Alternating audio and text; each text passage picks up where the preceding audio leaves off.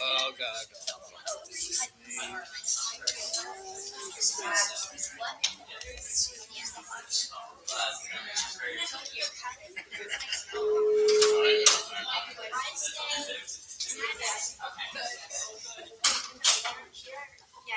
This call is being recorded.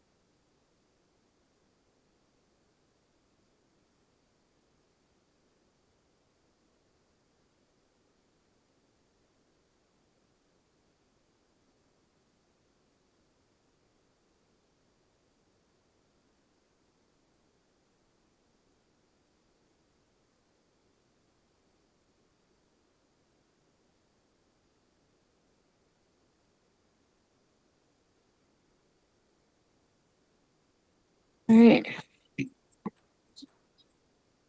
Good evening. The time is now 7:02. I'd like to call this regular meeting of the Newington Board of Education to order. Please rise for the Pledge of Allegiance.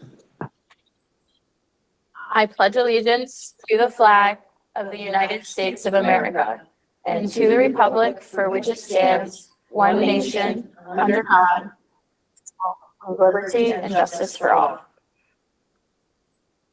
And Deb, if you could please call the roll. Mary Beecher. Here. Marissa Munson. Here. Amy Propag. Sam Sharma. Here. Ryan Skibo. We're here. Dr. Gail Stanley. Here. Jessica Weaver. Here. I have Mr. Holleran and Ms. Haradi absent. Great, thanks so much. I'm doing. I missed you, I'm sorry. I was ready for summer and we all are too. Chairman Parati will be here momentarily. She's at another awards ceremony for her daughter right now. So a lot of accomplishments, and I think we'll highlight some more students tonight. So we will move on to other presentations and awards, proclamations and announcements. We'll start with our appreciation of our PTO, PTA, PAC, and SEPTO, which I know we have some folks here tonight, maybe here and online. So is there anything you want to say first, Dr. Brummett, and then I'll read it? To all of our PTO, PTA, PAC, and SEPTO reps, be them in person or online, we want to thank you for all that you do for our schools. I can't even count the number of times I'll get an email about a food truck or a cafe truck or other things that are done to show teacher appreciation, as well as special functions that mean so much to our students that we can't necessarily afford out of our budget.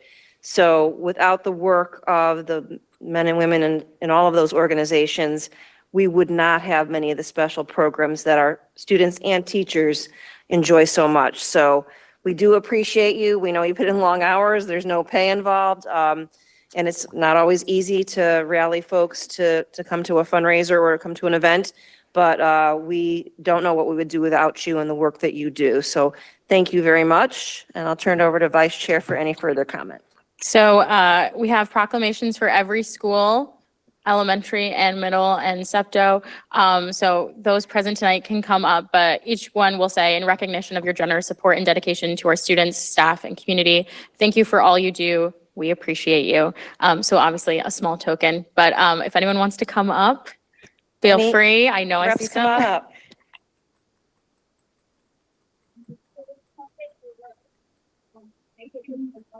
Absolutely. She's gonna double duty here, everyone. I'll be up there for it. Share. Thank you. Of course. We'll do, Deb, do you want to do? We'll do a picture Picture. You want a picture? Yeah, you got come on. and then we'll see who's online. You want to see that? And this is what. Oh, wonderful. Thank you. But wait, come on up. Photo up.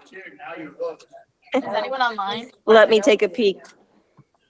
Do we have any PTO or PAC or SEPTO members online?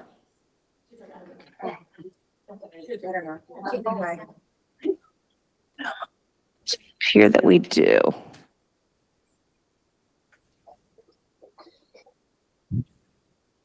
I don't see any online. All right, well, I will open it up for board comment. If anyone wants to say anything.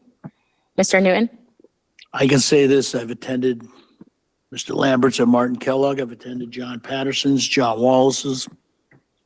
Without the parents, mothers and fathers and partners, a lot of things would not be accomplished because I've done it as a parent. People just don't follow up. Let's go. And then you're the only one standing there doing something. So, but the kids do appreciate it because I do see them every day going to school. And then you know when it's a special day because the kids definitely let you know. So thank you for all you do. Ms. Beatrice? I might be able to speak for other people around this table. I think for some of us or many of us, our first introduction to the public schools was as a PTO, PTA, or PAC volunteer. And so we got a front row seat to all the special activities and really generous appreciation events for our staff and our students.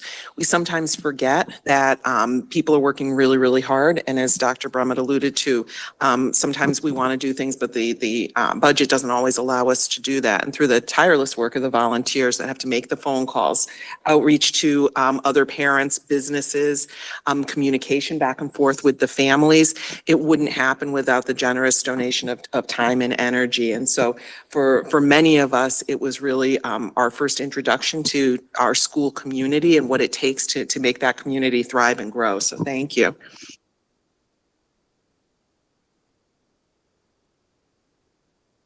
All right, well, and I'll just echo that. Thank you. I know I've seen you at everyone at a couple different PACs, PTOs, and SEPTO now too, coming into the fold. I think really highlighting the importance of our special education parents as well. Is there a hand? Sam online? Okay, Sam, go ahead. Hey, I just wanted to briefly thank the PTO, PTA, SEPTO. I mean, it's volunteer work, it's labor of love. So really appreciate what you all do. Thank you so much.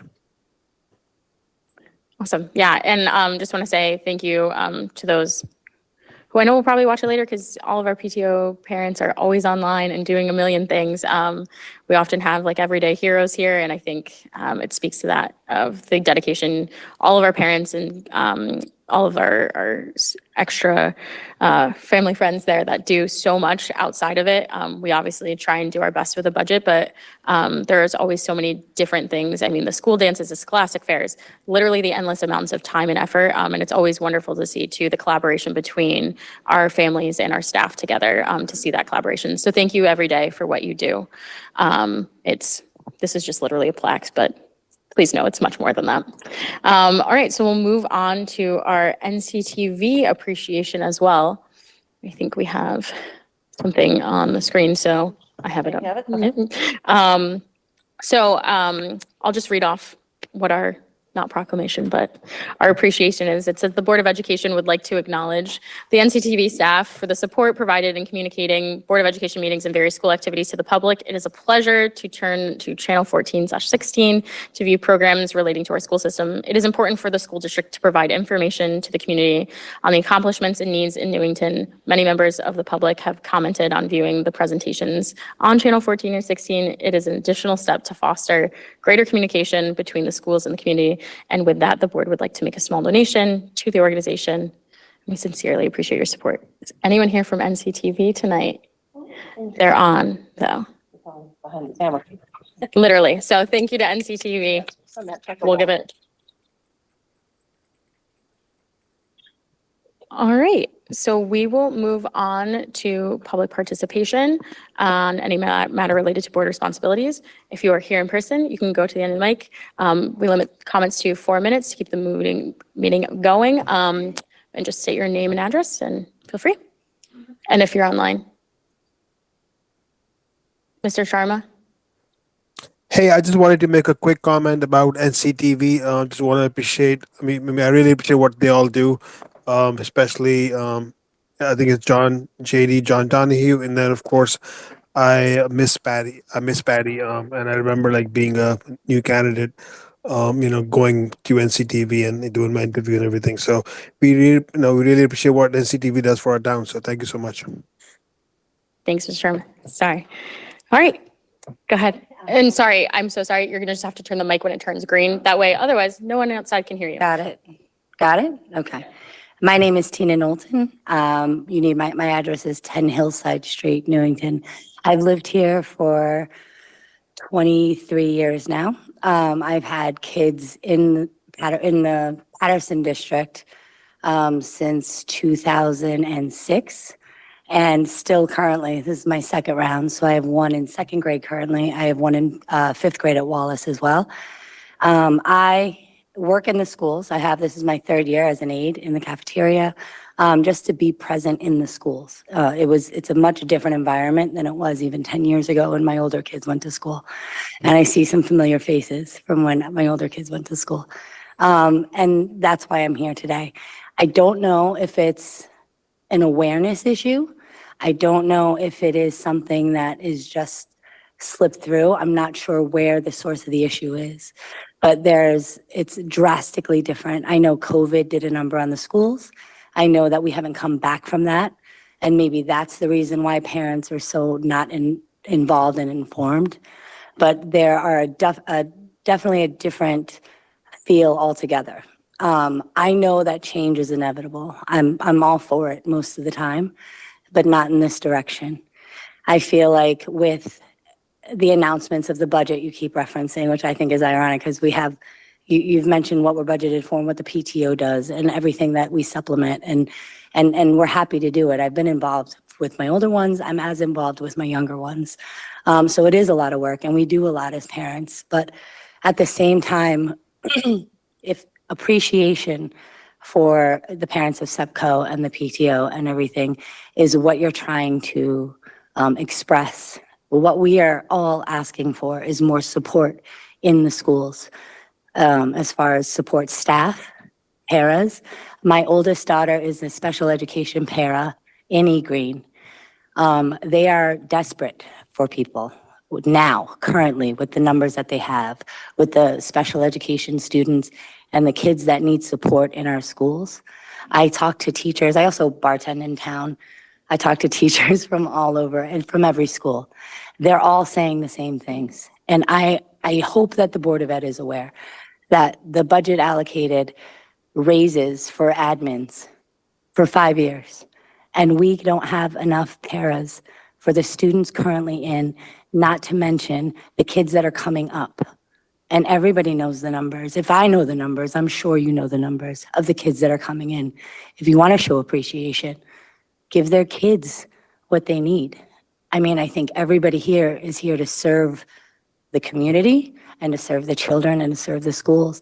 And I don't think that's what this budget did. I think it served administration and non-instructional staff. And that's not who needs it the most. And I don't know how in good conscience that can continue. I don't know how you can justify it in any way, but it can't happen. This can't stand. We won't be able to sustain it. I think you guys know that. I think you have an opportunity to make changes, however that plays out. I mean, the Board of Ed, if I'm correct, is here to keep the checks and balances in place. So wherever this accountability has to lie, it has to go somewhere. And in order for any changes to be made, that has to be taken first. You can't teach accountability if you don't take it. But I think everybody here has to be aware that it's not going as well as it could. We're losing support staff to Berlin simply because they offer more money per hour and benefits. We're losing staff to Weathersfield just because they get paid time off, 8 days off. That's okay. Yeah. We're losing staff to all the other, and I went through this already. I knew moms with my older kids who got jobs in the school so they could have the schedule they needed to be with their families, have the extra income, but also be available to raise their families. And they left immediately to continue being paras, to continue doing it, but in other towns. And if Newington wants to keep the staff that we have that actually care, that whose kids are in the schools, that they're personally invested, I don't know how less appreciation you can show than how they're being treated now. So if appreciation is what you want to express to your staff and to your community and to the parents of the kids with special needs, my son is special needs in Wallace. I understand what it takes, but you want to show appreciation, provide the support that they need. The money is there. It shows because of the raises that everybody has given themselves. Thank you. All right, sorry, we gotta just move on so we can Yep, do that. absolutely. And we will get a response to you, and I think we'll also, I'm sure, in budget updates, have an update on Appreciate it. those things. Thank you. Thank you. Yep. Ms. Capella?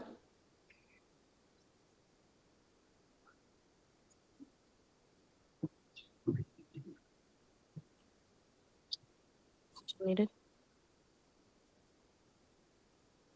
Ms. Capella? Not Anyone else?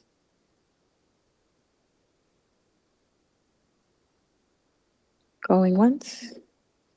Twice? Oh, she just raised it again.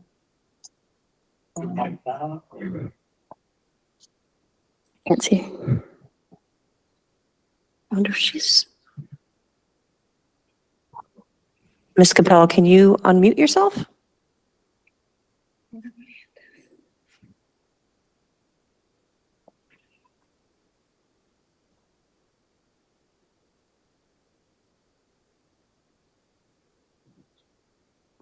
One more time? No, I'm just gonna keep the meeting going. We can come back to public participation.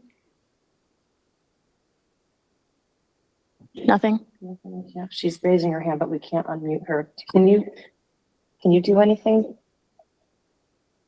Okay. She is unmuted. Audio's working. Looks like she might have gone out of the meeting. Maybe she's gonna go out and come back in. Yeah, no, she's still there, yeah.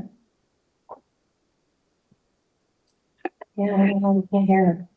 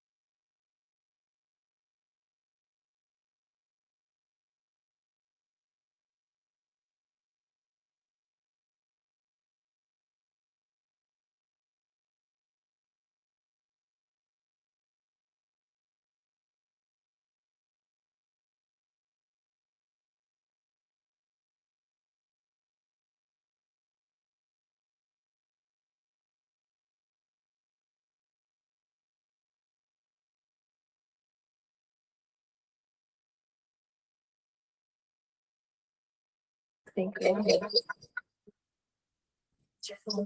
Oh, there we go. All right, now. We did have two citizens that were waiting to comment.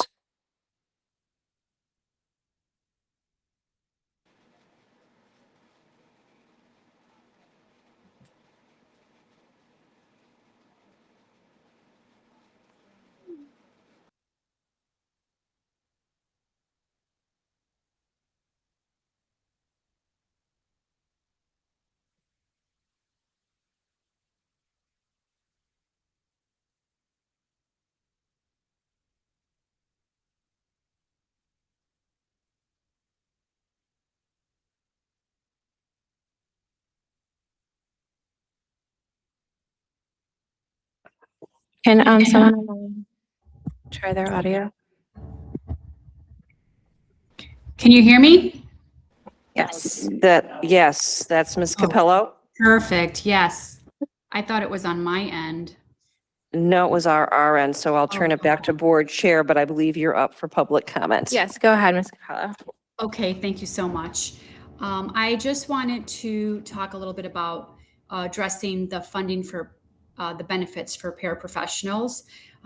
Obviously, everyone knows that these employees play a vital role in our schools and every day by supporting students and assisting teachers and helping maintain successful classrooms environments. Newington right now is currently the only surrounding town that does not provide these benefits. And I really believe that it's something that we really should seriously consider correcting. At the same time, I do recognize that funding these benefits comes with a financial impact. That means that the Board of Ed must really carefully review spending priorities and look at efficiencies within the current budget. I believe areas such as IT spending, athletics, administrative growth, consolidating directorships and limiting increases in contractual obligations should all be evaluated. I also know that the state provided over 928 one-time funding to the Board of Education. And while that's helpful, this money really shouldn't be used for ongoing operational expenses like the paraprofessional benefits. Using these temporary funding for permanent costs should really, it really does create financial problems in the future years where money can no longer, when the money is no longer available.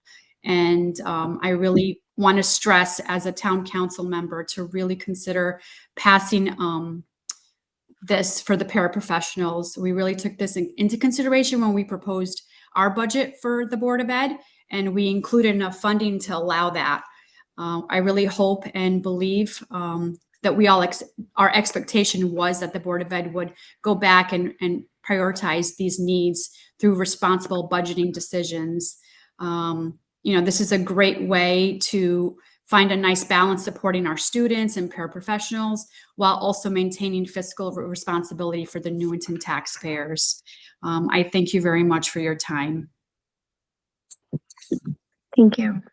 Thank you. Was there anyone else that was trying to speak for public participation?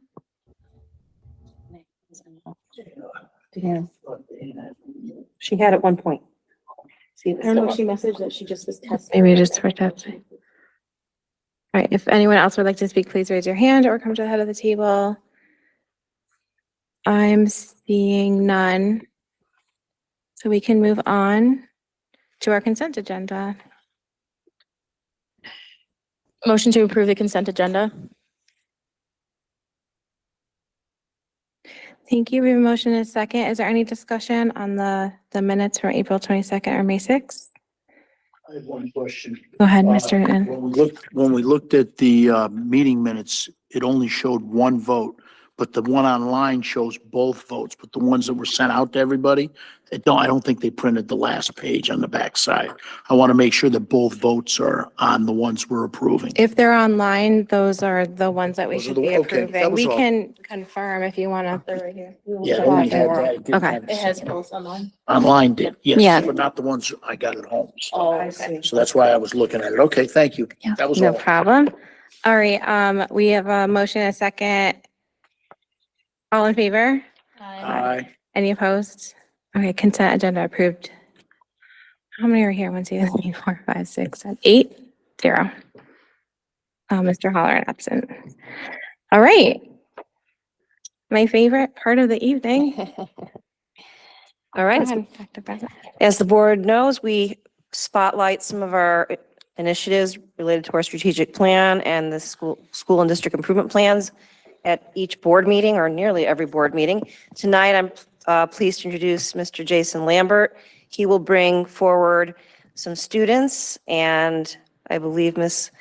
DeLave to talk about a kindness tree. So I'm going to boot up that presentation and we'll let you take it over. So at the end of the table, you can be joined by the students and whoever else you'd like to have.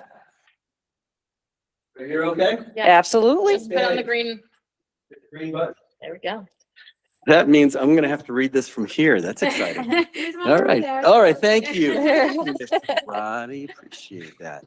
Well, good evening, everyone. This is an awesome time for us as a school, and it's an opportunity that you give us that we deeply appreciate, and that's the opportunity to showcase the good things. And it's our moment to remind our Board of Education, of why we do the things that we do. And the timing is perfect. Prior to this, many of you had the opportunity to participate in our art recognition program. And I think the stars are in alignment because we had our art recognition program tonight, and we're also honoring our PTO.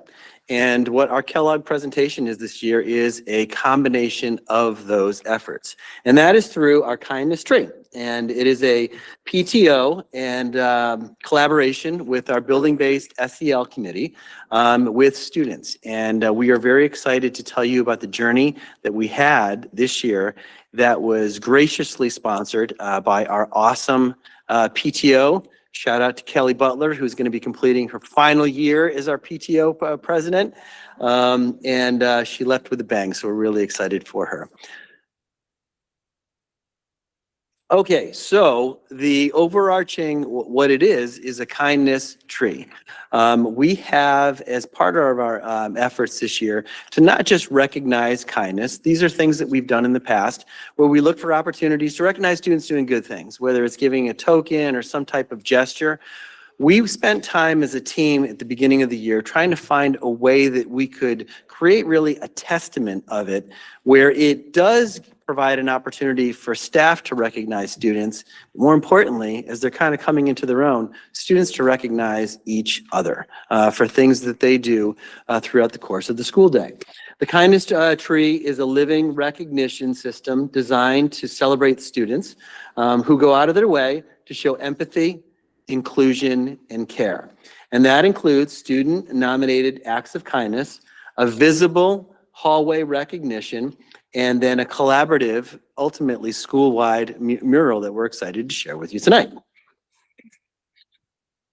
So our origin story. So phase one started at the onset of the school year with our social and emotional learning committee. We wanted to find a way to do more than just recognize students for doing good things, showing the big three at Martin Kellogg, but also have students internalize that and seek out opportunities to recognize that in each other. The second phase was to go ahead and bring on students to get their feedback around that. And that was one of the things that were incredibly impactful, where students at the middle grades 5 through 8, of course they're quick to say, yeah, I love it to get validated by a teacher or for nominated for Student of the Month. I get a Friday roar from Mr. Lambert going home to parents and things like all these are all things that they liked.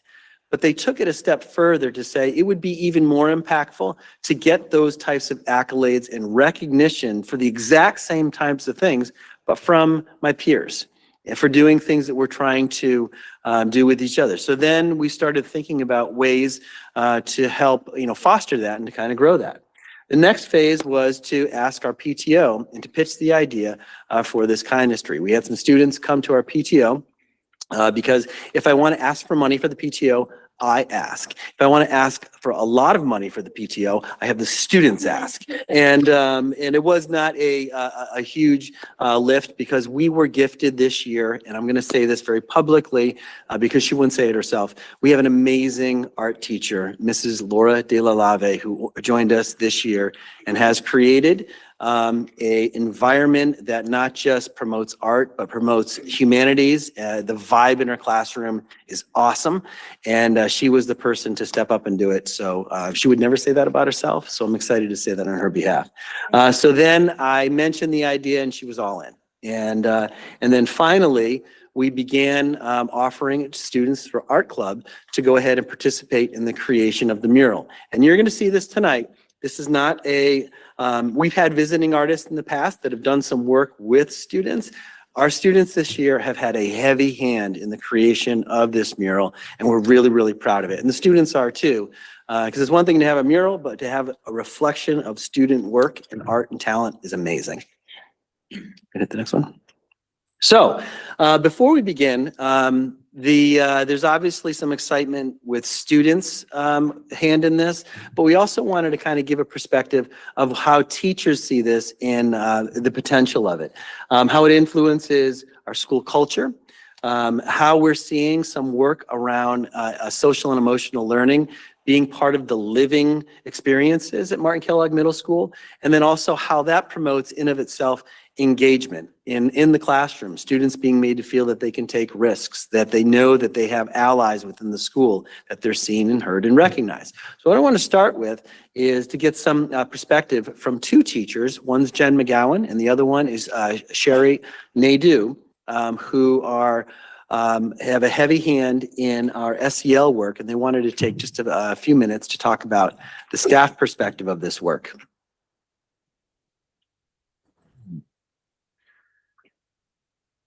On this kindness tree, it's really been a great opportunity to see all the small moments that are acknowledged. You don't always get to be around the building and see different students, but reading these nominations has been a great opportunity to really hear about all different students and their skills of being able to connect and try and help their peers. And it's been really great to be able to reward these students also and show and acknowledge their moments of kindness and really, you know, kind of give them like the hero praise that they deserve. And being able to nominate students that may not get recognized in other ways, whether it be academically, to be able to see a student treat a peer, maybe a peer with a disability, in a very kind and equal way, and being able to put their names on one of these kindness circles and have them be recognized has been a nice way for us to see all different types of students recognized.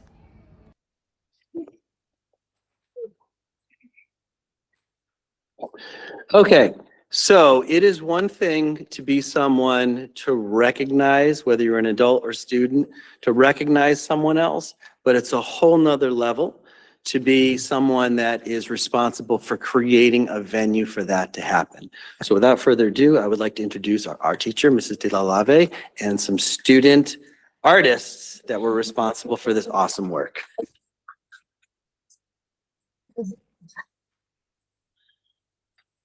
Hello, my name's Laura Deliave. I have just a quick little speech about how the mural came together. So when Mr. Lambert approached me, oh, if you click to the next, yeah, it shows some pictures of the kids working. When Mr. Lambert approached me to paint the Kindness Tree mural, he showed me a small wall near the cafeteria where the tree could be painted. And as I was brainstorming ideas, I began to consider where the tree would sit on the wall. And I was thinking, wouldn't it be nice if it was growing out of some grass? And then I thought, well, if there's grass, there should be a sky. And if there's a sky, maybe, you know, like a bright yellow sun. And then suddenly I thought, we need more wall. So I brought the idea to my art club students who suggested using the larger wall that's across from the auditorium. And Mr. Lambert immediately said, yes, go for it. And side note, he was just as enthusiastic and encouraging throughout the entire mural painting process. So thank you, wherever you are, thank you. When designing the layout for the mural, I knew I wanted it to be clear, simple, and bright. Using big blocks of color with minimal shading and tiny details meant that the kids could actively help paint most of the mural. I also wanted to make full use of the space and bring energy and color to the area. And with those ideas in mind, I created a sketch which was approved by Mr. Lambert and SEL committee and the PTO, and the art club and I got to work. Here's a short video of our progress from start to finish.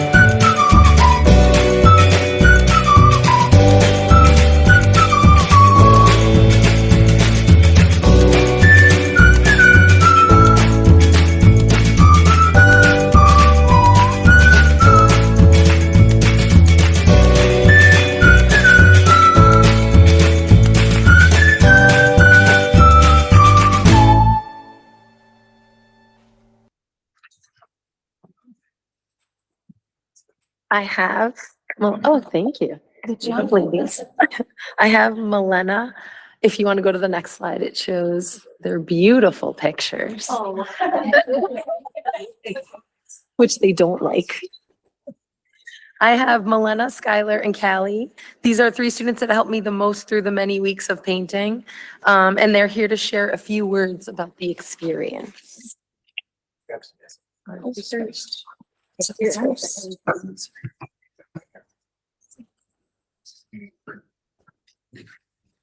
We took our time painting it carefully and made sure it wasn't rushed or sloppy.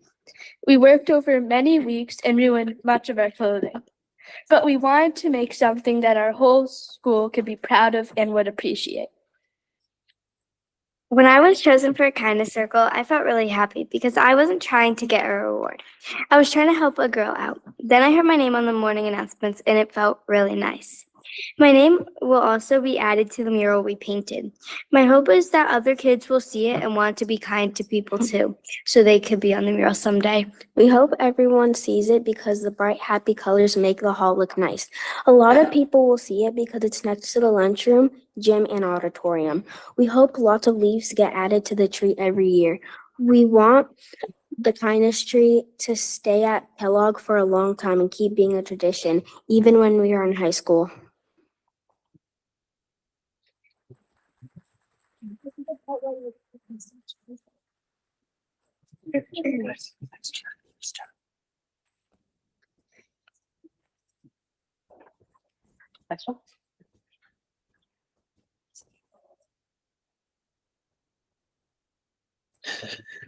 How cool is that?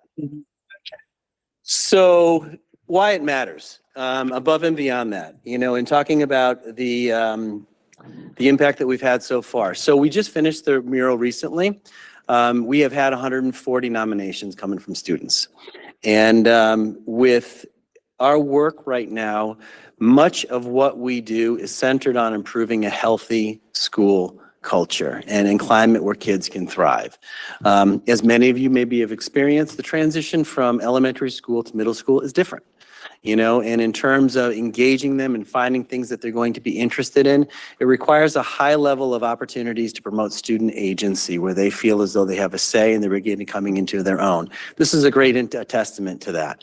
Kids are stopping and checking this out every day on the way to lunch and wellness, so our opportunity to impact our school climate, we're excited about it. We're going to be surveying some students at the end of the year to get some feedback around that because this isn't just a mural.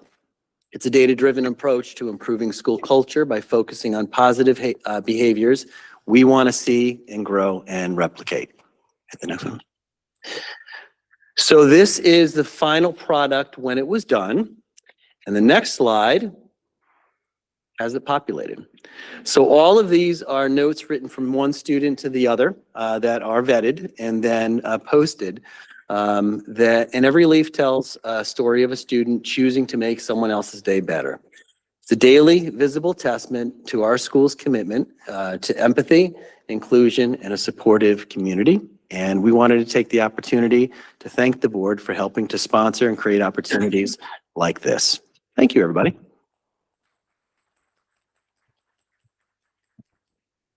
Thank you for the presentation. Board members, do we have any comments or questions for our presenters? Ms. Beatrice, go ahead. I'm totally blown away by how beautiful the artwork was, how beautiful the design is, and the inspiring message. Sometimes we forget how incredibly important art can be. Bad days, good days, celebration days. And when you see something like this that is so visually stunning and the effort that went into it is just, I have like no words for it. But when you think about what it stands for and how the growth will continue for definitely grade after grade after grade of our students that will be coming through and appreciating it. Also too, when parents come for activities and events and they stop and they look at it and they ask, what is this? And to know that it is something that is celebrating kindness and how we treat each other and how we think about each other, it keeps a good communication going in the car on the way home. I noticed that beautiful mural when I came in to see your concert. Is your name on there? I mean, that kind of thing.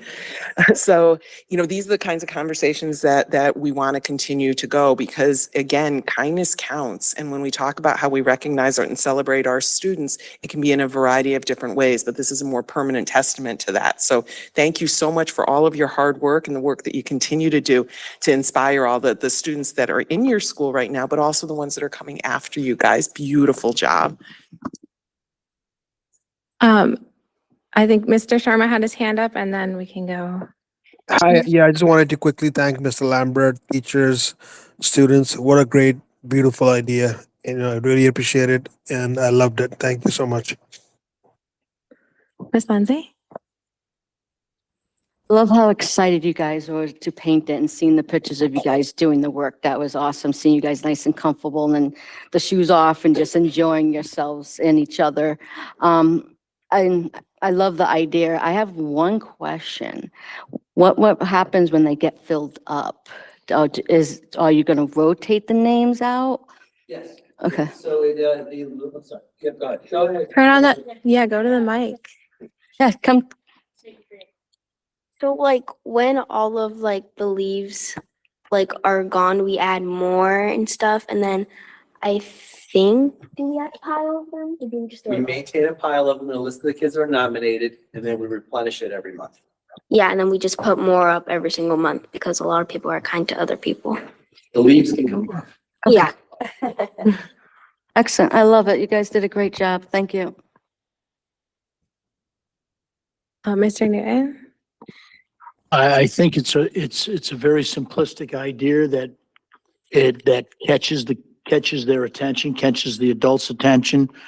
I mean, I keep looking at it. We're in our 250th year, and I keep seeing the charter oak tree when I look at that, just like the back of the quarter. But that's part of our foundation. The kids have to know where we came from and what we're about, and they have to put roots in the community. That's what it boils down to. And kindness is a very important part of that. Thank you. Ms. Weaver? I think my office could use one of these. It's so surreal. To see it because I walked those halls now many years ago. And there were some cool stuff, but we were still in like the 70s brick era. So there was not, it's a little darker brick. There wasn't this, and I'm jealous of you guys to go and you have this. And I know my cousins will go in 2 years and it'll be really great for them to have this. So as someone who was a student, I know there's gonna be so many students that will get to see this in the years to come. And that's so amazing. So thank you guys for putting in the time and effort, because I know you guys stayed after school to do this, right? And to see how good it is. I mean, wow. And I love seeing a little Marty the Lion in there too. So some school pride. So it's going to be, I know that hallway very well. So I know a lot of people will get to see that. And that's very cool that you get to do that, not only for your classmates now, but all the classmates in the future. So thank you to our wonderful art teacher, Mr. Leila. That's really awesome. But thank you to our students and also presenting so well and being exceptional examples of what good Newington Public School students done. And part of our portrait of the graduate is being good citizens. And I think part of that is kindness. So you guys are already well on your way. And I'm sure we can probably fill that. I love the different color leaves, a little polka dot style. Very, very kind of chic. I like that. Thank you guys for doing all of that, because I know a lot of the students will benefit from that too. So congratulations too, because that's your first big art one. I don't know many who do. We have these smaller versions of art tonight, but your first big piece is already there. So, call us when you guys are selling your galleries and stuff, okay? But great job, everyone. Yeah. Dr. Stanley. Thank you so much for the presentation. And I just want to give a shout out to the committee that came up with these ideas and the PTO and Mr. Lambert and our art teacher. What an amazing just visual reminder to express gratitude and appreciation every single day. I think in this busy world, we kind of can forget the small things matter. And this is just a wonderful, large visual reminder to appreciate everybody around you, because it does take a village, and you're not alone in this world, you're not alone in this school, and everybody has your back. And it's just wonderful. So thank you for sharing. Mr. Skibo. So I went to Kellogg a couple of years ago. Same time, bro. Yeah, right. And I wish we had this sort of thing when I went to school, because we really didn't. It was sort of you're on your own type of thing. So this is really nice to see. And the kindness tree should be also carried out of the school and into the world. So I really believe that's really teaching the students a good measuring stick on how to treat other people out in the world too, as well as school. So great job. Commend you. Thank you. Thank you. And did I hear that your names get announced when you're nominated? Is that what you said? Yeah, that's awesome. That's really cool. I hope that everybody does nominating, but also is kind and gets nominated themselves. It's a very big honor. So thank you for bringing that to us. And I'm sorry, De La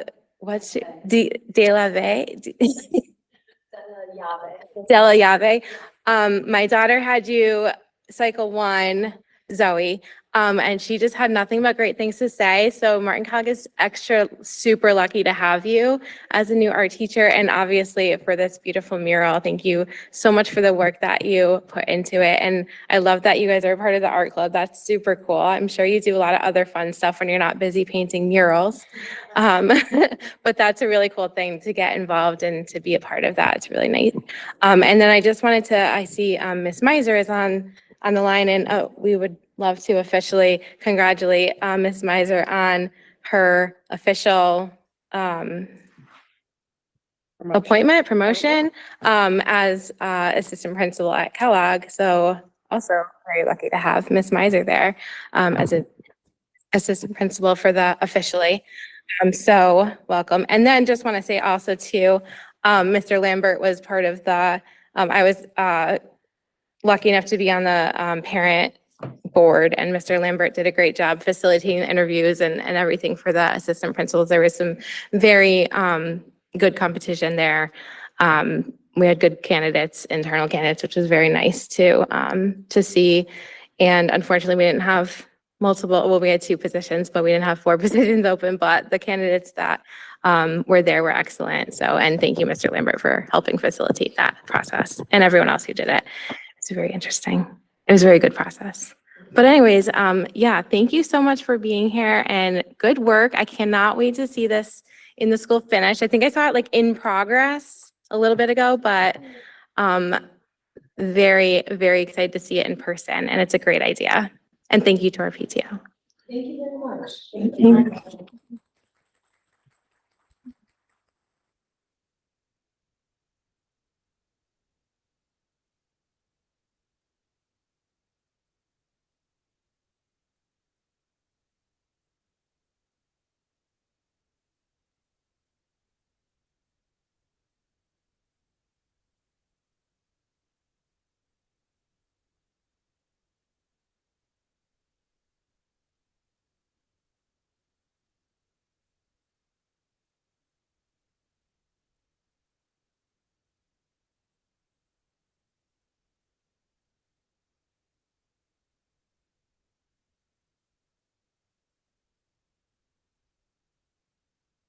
Oh, and just thank you to our parents too. You guys have some real talents here. Keep us in mind when we're looking for more art, you know. Mr. Lambert might run out of wall space for murals. Got a couple going on. I love it though. It's very nice. It reminds me of the old one that used to be at Anna Reynolds. Oh, yeah. Yeah. Yeah. Moving on. All right, Dr. Rummett, you are presenting. Thank you so much. Your goals and end of the year update. Well, thank you very much, and thank you to our Martin Kellogg presenters as well. Fabulous job, as always. This time of year, the board hears from me with a little update on the progress of the goals set for the district, which are essentially my goals. And so I want to provide you an update. Just a quick review of the process for our newer board members, that tonight is the night where I'm sharing a verbal year in review, where I've kind of assessed how I've progressed with my team through a variety of goals for the district.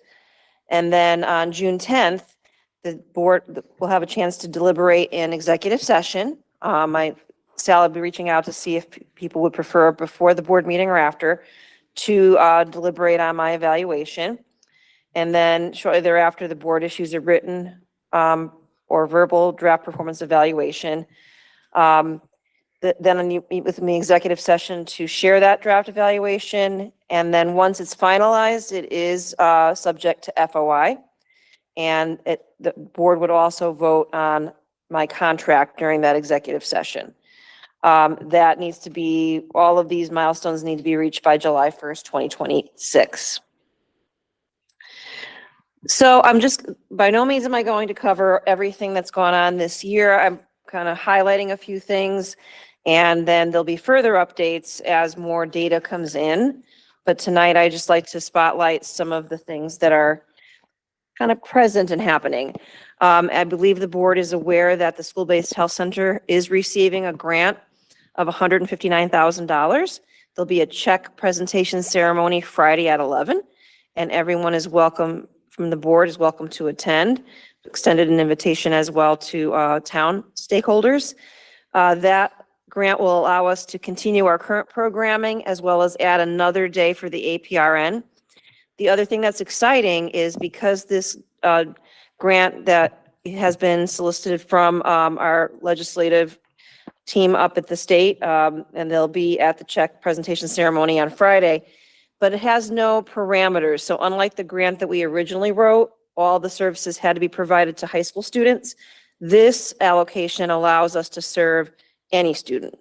So Ms. Hetherington, our nurse supervisor, will be working with her fellow nurses district-wide to make sure the students most in need have access to this school-based health center until we can expand it to other schools. But at least we're going to maximize the way that this money is utilized. I would like to add too that the school-based health center will be opening at the end of August prior to the start of school.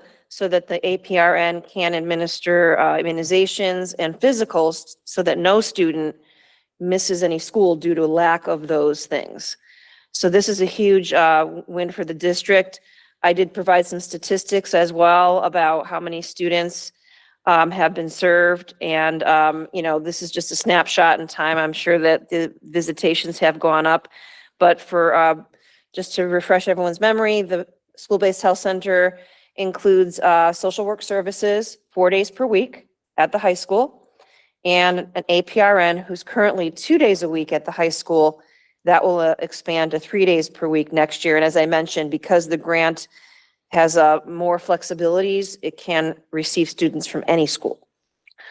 Our preschool continues to expand. If I had more space at Chafee this year, I absolutely could have justified a second section of the full day program at Chafee. We just don't have any room there. We have offered spots to Chafee students at Patterson, which many have availed themselves of, but the enrollment has quadrupled in 6 years. It's a very robust program, and I do hear reports from teachers that they do see kids coming in from our program as very ready for kindergarten. So we continue to support that program, and we are also trying to get the Care for Kids up and running. There's been some real challenges with that at the state level, but we're still working on that. We also have K-4 extension program expansion. This year we opened a site at Chafee.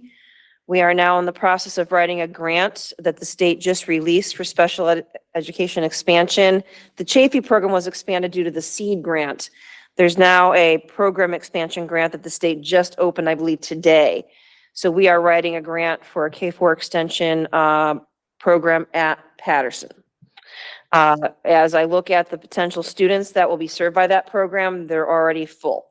So it's, and you'll see in a minute when I share about the special education statistics that our special education population continues to grow here in Newington. As the board knows, we opened up a bilingual program at Wallace this year, but across the district, we just got word that 48 students have exited those programs. In other words, they've tested at a proficient level so that they no longer require those direct services. And that's exactly what we want to have happen. So they attain the language proficiency, and then they don't require that level of support, and they're able to, have a success in our curriculum just like everybody else. Some more points of pride that I am thankful to Kristen who helped me pull some of these together. The Seal of Biliteracy is where we have students who become proficient in one or more languages prior to graduation. This year, we have 53 students who have earned that designation in 6 different languages. Some students have earned it in more than one language. They've earned it in several languages. And we've just been notified we are in the top 20 for the state of students attaining the Seal of Biliteracy. Our grade 8 performance has been the highest since in ELA and math since 2018, and in the NGSS since 2019. We're eagerly awaiting the data for this year to see how that trend continues, but I wanted to put that out there so we can look at that again when more data becomes available. SAT data is in for this year, and the class of 2027 exceeded the target mean growth in both English reading and writing and math. We continue to score above the state. And another big goal for the district is to close opportunity gaps. I don't have data yet from the SBA exam, but when we look at SAT data, especially in the area of ERW, English reading and writing, we show a closure of the gap for Black students and a decrease in the gap for Hispanic students. So those are big milestones. Obviously, our work is never done until everyone is achieving at or above the district standard, but we are making some meaningful progress. And I wanted to point this out to you. I do see quite a bit of stability in Newington in terms of many of our measures, with the exception of special education. This year alone, we jumped up almost over a full percentage. And, we're unpacking that data. Even when I met with our special education director, Marilena, a couple of days ago, she was surprised. But we did have substantial number of special education students move into the district. And with that comes specialized programming that needs to be provided. You'll look at the other measures, though, our 504 students, our ML students, our free and reduced lunch. Those are all very stable. And our open choice has been, well, the same. That's for this school year. So, but our big number to watch there is special education. That is a statewide trend. And we continue to look at that to find out, how to make sure we're not going up at, at an alarming rate. But we do see that our kids are coming in with pretty significant needs. That's why growing the programs such as the K-4 extension that I mentioned on the previous slide is critical, because without that, children would potentially have to go to very expensive out-of-district placements, which start at approximately $100,000 per student. Well, Per year, per student. per year per student. Can I just ask a question? And I'm sure you don't have the data now, but you had mentioned that students moving into district, is that contributing to that full percentage point increase, or are there students, I'm sure there's students that are being identified as special education that Yes. are currently in district. So I guess just an interesting how many students are existing students that were newly identified versus coming in? I believe I did look at that. It's about 50-50. And ironically, as we looked at it, we did have kids exiting special ed. So that's also a goal, is they become proficient and no longer require those intensive services. But it's based on this data and our analysis of what we currently have, as fast as they're exiting, we have others either qualifying or moving in who require special education. So that's something we're watching very carefully. I know I'll mention on a subsequent slide what we're trying to do with our multidiscipline systems of support to hopefully, in some cases, prevent special education, but that's not always possible, especially students who have more involved needs. Mr. Newton has a question too. I had one question on that. What is the percentage of our choice students that are special ed, but we get reimbursed for that, correct? We do get reimbursed. That typically the number of students coming in from open choice who require special ed services is around 20%. So that is probably a contributing factor. Total for the town. Yeah, it definitely is a contributing factor, but yes, we are reimbursed for those services directly from Hartford. Is that fully reimbursed or? Fully reimbursed minus, we also do get regular ed costs for all students. So for special education students, we get full reimbursement minus the reimbursement the state gives us for the regular ed costs. So we deduct approximately $8,000 per student. This year, we're slated to receive close to $1.9 million in special education reimbursement from Hartford. Thank you. And this is also another demographic that remains pretty stable relative to our percentages of race ethnicity throughout the district. We're holding steady at about 49% white. Our Hispanic population's holding steady about 28%. Asian, all of these numbers on this slide are very stable. They have not changed in a couple of years. And again, as mentioned earlier, we're not going to stop our work until all students are maintaining their high performance and meeting and exceeding district standards. And we're also increasing the performance of students who are currently performing below district standard. So it's really something that we're working on for all students. We don't want a performance gap. We still have it. We're hoping to show even more shrinkage of it this year, but it's something that we have to constantly keep our eye on to make sure all of our students are prepared for life after our school system. And the board has seen the strategic plan focus before. As you can see by that end date, we're probably looking at another strategic planning session next spring. But we are focused on 3 pillars: culturally relevant pedagogy, AKA academics, the discipline, and SEL pillars. So I'm going to talk a little bit about what each of those has accomplished this year. And as the portrait of a graduate, which I've memorialized on this, what do we call these little signs, so that they're visible to everybody, because these have been in play for quite some time. We continue to assess them throughout the school year at all of our grade levels. But I think a lot of times, when we have presenters coming to the board, you can see how our students are amazing communicators. We saw it both in our art presentation tonight as well as in our presentation from Kellogg. And we are working on the citizen aspect of it, about how they treat each other, how they perform in their schools. And we're also presenting children with rigorous instruction so that they are thinking throughout the school day and analyzing very challenging work. So here's some very brief overview of progress. Our discipline and SEL pillars are managed by Dr. Hairston and Tamara Wong. Our school climate plans, our goal was to develop them at every school, and that has been done. Every school has a school climate plan that is living. It's revised continuously, and we are supporting students who present with challenging behaviors. There's a form this year that the state required, a challenging behavior form, and it's designed to make sure that children who have those challenges are met with the proper supports.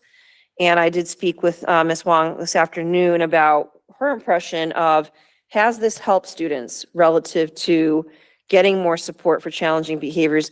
And based on what she is seeing, and she analyzes this data all the time, the answer to that question is yes. She is seeing those supports in place. Not only does she look at data, but she'll help each school with their school climate plan along with Dr. Hairston, help them look at data, help them look at challenging behaviors, and provide them support for how that can be ameliorated throughout every school. So she goes to every school along with Dr. Hairston to implement this work.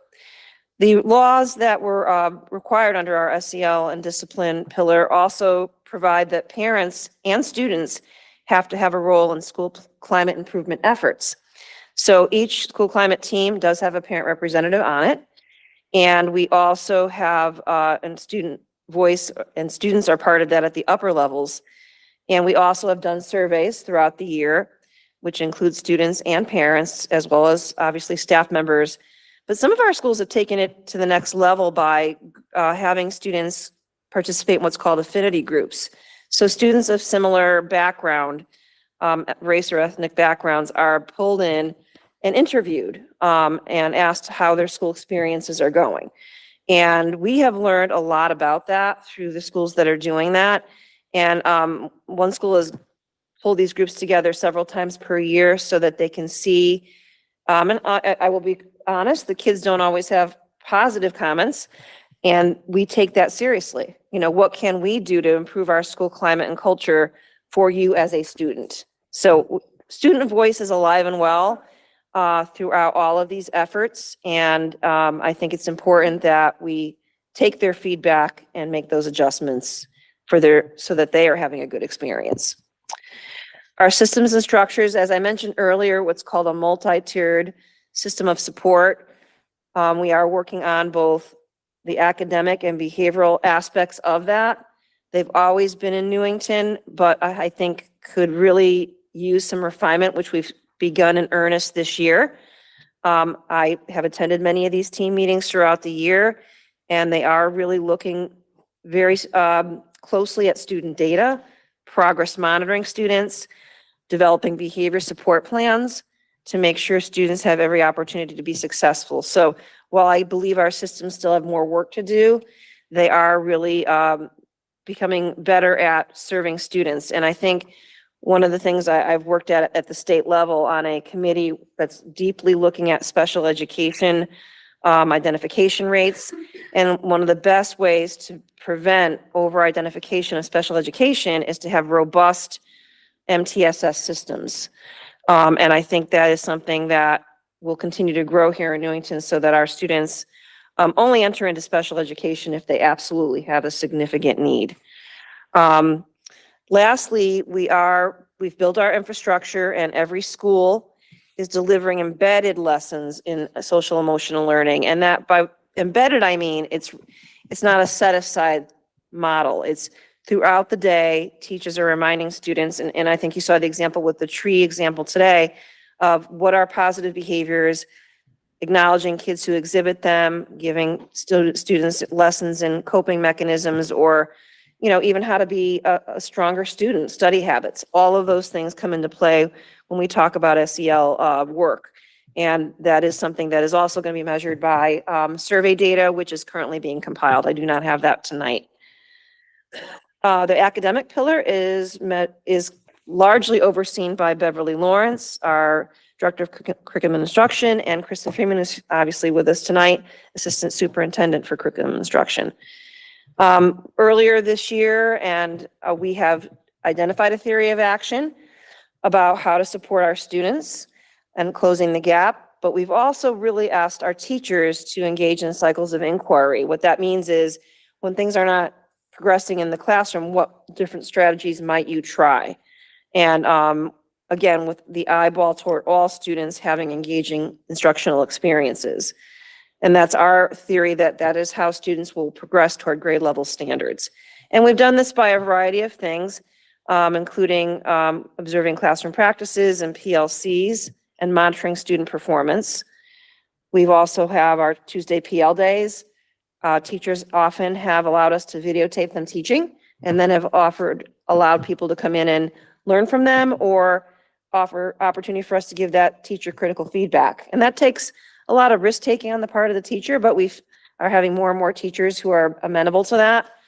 We also have collegial visits where teachers go to each other's classrooms for a specific purpose and look at their systems and structures in their classroom. And often teachers find that very valuable and a great learning experience. And then we do rounds visits at least twice annually to every school. And our rounds visits include all members of our central office team. And we go to schools, observe classrooms, PLCs, and provide feedback to administration and coaches and teachers. So some of the updates from this pillar. At around mid-year, we realized, and I'll get into a little bit more detail about it, we had a superintendent, I belong to a superintendent network, and about 15 superintendents from around the state visited us, and we asked them to give us feedback on our PLC work as well as our other systems and structures in place. One of the things that they definitely noticed was we need to have a little bit more purpose and intentionality behind the PLCs. And their visit also included interviewing administrators, coaches, and teachers. So it was a very comprehensive visit over the course of pretty much a full school day. And we definitely felt after that visit, we needed to do a mid-year reset. Also, Kristen and Bev did make a lot of visits to PLCs to further inform that work. So we identified that we need more training on how to conduct what we call cycles of inquiry, and also how to look at our Courageous Conversations framework with more intentionality. So that's going to be additional training that our administrators will get over the summer. Again, rounds visits twice annually, along with formal observations and walkthroughs. And those have helped us to provide principals with feedback on leadership moves. So when you see a practice in your school that's not going like it should or going as it should, and you provide positive feedback, we want them to then provide that feedback to their staff. So it's a full circle approach. And we're encouraging them to do the feedback that's actionable and very descriptive so teachers know how to improve their practice. Like, it's actually, the rounds visits are actually made after a medical model of rounds where, doctors, I won't tell, I know you know what better than I do, but it is around that observing practice and learning from that practice and improving practice. And so it's based on a Harvard model, but initially a medical model. And lastly, curriculum. There's been a lot of training through book studies and specific feedback on culturally relevant pedagogy. We have, the board has seen our Building Thinking Classrooms practices through presentations here. We are constantly looking at our benchmark program, our new reading program, to make sure it's being implemented with fidelity. And we have, Bev has worked tirelessly throughout this school year to develop math pilots for next year. So we're looking at K through 4 math. We're trying a couple of different programs at every grade level throughout the elementary programs to see which one is best suited to Newington. And I think you've heard through our other discussions about math that we believe that we need to have a better program at the elementary level in the area of math. So that will be piloted next year, and that data will inform which program is the best one for our district. Yes. I just have a quick question for the PLCs. And so they weren't really being utilized correctly, or there's room to improve. And you said the admins were going to get a little more training on how to implement it. Are there any champions in the school that are leading the PLCs that can kind of help everybody stay regrouped? Because with these trainings, I find it difficult to maintain everybody at a certain level because it's easy to slide back into You're right. what's comfortable and what's easy and what becomes routine. And sometimes that can be helpful when you're implementing like a quality improvement process like this. No, you're absolutely correct. What we have noticed is without that, people have slipped back because we've had a lot of training over the years. What we're going to do is a couple of things. One, train the trainer model this summer for some of the aspects of the PLC, but also DELT, which includes all of our central office administration, will be going out to schools more frequently. We've been doing the rounds visits and some intermittent visits, but I think we need to do that more frequently. So to your point, yes, more frequent touch points and having a train the trainer model that is in place at every school to keep that momentum going and the focus. Yeah, if you call them champions when they go in there, they really, it like identifies and they take ownership of that role to, as the training of the trainers, if you call them champions. Okay. We have like epic champions at work and all this kind of stuff. PLC champions. Yeah, PLC All right, there might champions. be a t-shirt in there somewhere. Can you just clarify? You didn't say it wasn't every single PLC was not utilized or not being done, right? It was like a No. certain, like, Every school has highly functioning PLCs, without a doubt, but it's not consistent. So, you know, having visited another school recently, yeah, I saw several examples of amazing functioning in the PLCs and some that had ways to go. And to earlier points, we do have staff that retire and new people come in, and not everyone is as well versed in it. And we have to make sure we're constantly providing everyone with that opportunity to learn and grow. So yes, we're not in any way, shape or form, in a, you know, very behind the eight ball there, but we have room for improvement as always. All right, so just quick overview of some of these standards. I'm only going to highlight some of the new ones. Every other things that are not in bold are not the repeats.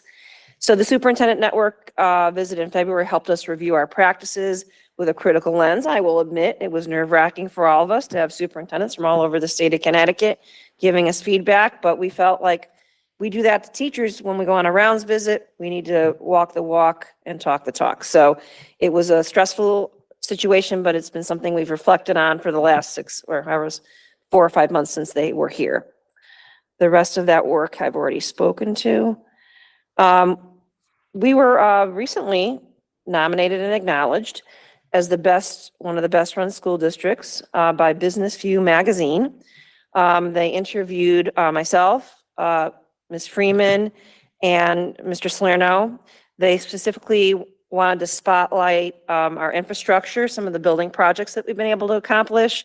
They wanted to spotlight our technology infrastructure, which is very much ahead of the curve, and some of our curricular practices. So we were interviewed about a month ago, and we will be featured in an article in Business View magazine in July. So once that's ready, I will certainly share that out. We've had we continue to work on grants. I've mentioned the school-based health center grant. We've also did a grant called Beyond the Bell this year, which is what, $100,000 grant that was initiated by Ms. Torres Ruiz from Patterson, where several of our schools ran after-school programs, which also featured some civic programs. And I think you saw the children that came in and did the presentation about the work that they did for the Humane Society with some of those projects. So very successful, brought a lot of our families together, and many of our elementary schools benefited from that grant. Hopefully we'll have the opportunity again. I think the Wallace project is nearly complete. It's coming in on time and under budget. The last day of school for teachers, our small cadre of Wallace teachers will be moving into their new digs, and then we will be ready for a ribbon cutting by the end of the summer. So thanks to the board for all their support of that project. It's nice to see that come to fruition. Everyone is thrilled with the new structures in Wallace, with one exception. The new wings have a few extra spiders that we weren't counting on. So we're working on that. I think they like new. Spiders like new things. The community outreach and involvement, I'll let that speak for itself there. And I am going to send the board this entire presentation after today. And then my goal is always to provide the board with strong and solid communication through all the updates you see here at board meetings, as well as district initiatives. Anytime you reach out, I call you back or email you, whatever your preference is. I do want to make sure the board is well-versed on federal and state legislative updates. Any emergencies at schools, you're notified. And obviously, we leverage conversations with our local and state leaders to make sure we have the support we need for our school system. And I won't get into some of the organizations I belong to, but I recently have been named to the NSERT Executive Board, which is a national superintendent network that I've been a part of for quite a long time. And we, bring problems of practice together. We hear some excellent speakers. And so that executive board allows me opportunities to help plan the events for that committee that I belong to. I don't have my superintendent feedback yet from the surveys. I spoke with Talisha Ms. Foy earlier today. Those surveys are going out at the end of the month. So I will not have that right away. I don't know if I'll have it for the last board meeting, but I will present that to the board in the fall during my goal setting. We did have the required school climate surveys that we had to do this year. So we didn't want to load up our teachers and families with the other surveys at the same time. So the school climate surveys took precedent. These stakeholder surveys are going to go out, like I said, in about a week or so. So the data that's up there is from the last however many years. And that is it. I'm trying to keep this brief. More data and more outcomes to follow, especially after we analyze our ESPA data, our survey data from all of our stakeholders, both our climate and family feedback. So all of those will be forthcoming, most likely to the board in the fall. So I'll turn it back to board chair for any questions. Thank you. I just want to say that thank you for all the work that you've done this year and the past 6 years, 7. How long have you My been 7th here? year. 7 years. One thing I heard a lot throughout your presentation today was feedback, basically. And one of the things that I remember from my prior life in corporate America was I took a training, some sort of leadership training, I think, and it was the thing that stuck out was feedback is a gift. So I really actually kind of heard that a lot, several times from you, and asking students, asking staff members, asking other superintendents, just constantly looking for ways to improve, and then giving that back to our teachers as well, with the opportunities for them to have their classrooms taped, or other people observing their lessons and providing feedbacks and the rounds visits. So that was just something that I really heard. And I think that's a really good thing that I'm going to take away from this, is that you're just constantly looking for ways to improve, and then constantly looking for ways to improve the district overall. So I think that was, I really thought that was a good thing in there. Ms. Weaver. Yeah, just a question. Appreciate the superintendent survey. Do you recall the last time this district has done that? And was it voluntary we asked to do this with the superintendent evaluation? The way we did that this time was very unique, because we asked them to look at central office and the adult. They came 3 years ago to Wallace, but our focus at that time was the equity practices at Wallace. So this was really unique. We designed it in a very unique way because we felt strongly that we wanted to look at our own practices. So it was a bit of a risk, but we did it anyway. So just curious, this is like a voluntary thing? It's voluntary. Just want to put out shocker, it's not a state mandate. It's not mandated. And all of that. We put ourselves out there, and we were public about it too. We've mentioned it to our administrative team. I've mentioned to teachers, because I think it's only fair that if we're asking them to receive feedback for improvement, then we need to show them that and we've been very transparent. It wasn't all wine and roses. We did get some actionable feedback about how we could adjust. So we didn't want to have people come in and just give us flowery praise. We wanted to get some. Well, they could. Hopefully you got some of that too. We did. Okay. But I mean, what we wanted was, how can we move our district to the next level? And this group is also facilitated by some very knowledgeable leaders out of Harvard. So we've got some good leadership in that team. And we had one, Jen Perry Cheatham, who's someone I've talked to many times about our district's problem of practice. She's a Harvard professor in education, but what I like most about her is she's a former superintendent. So she holds a lot of street cred. So she was here that day to lead the work. Awesome. And just curious, before your tenure, do you know if that was ever done? I don't think Newington was a member of the network prior. Just curious. Thank you. Dr. Stanley? May I give you some feedback? It's always nice to ask permission too, and feedback goes both ways. That's what I always say to my trainees. But what I want to see more, or what highlighted in the presentation, is just how much of a force you are with these grants and how amazing that is for our districts. It's hard work to find them. It's hard work to make them come to fruition. As somebody who writes grants and goes through the process, it's like going through pregnancy and giving birth. Like once it's finally done, right, it's a whole process. Like it's a big deal and it's amazing. And it's no wonder why we're being highlighted in that magazine, because the work that you do and the staff that you have that does that is phenomenal. And I just want to thank you for continuing to do that and advocating for us on legislation as well.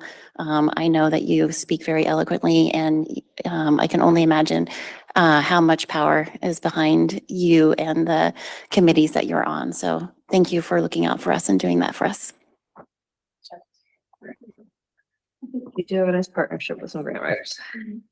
Anyone else for comments? So, no, sorry, I should have paused. No comments. Yes. So as Dr. Brown presented earlier, we do have a subcommittee, an unofficial subcommittee to write the review, like write up the, I think it's a review, right? Just write up the review and then written value. That's what the word I was looking for, the evaluation, which we will discuss at our next meeting. So Ms. Weaver, if you don't mind leading that up again, that would be fantastic. I have so much time. Yeah. Happy to. Yeah. And then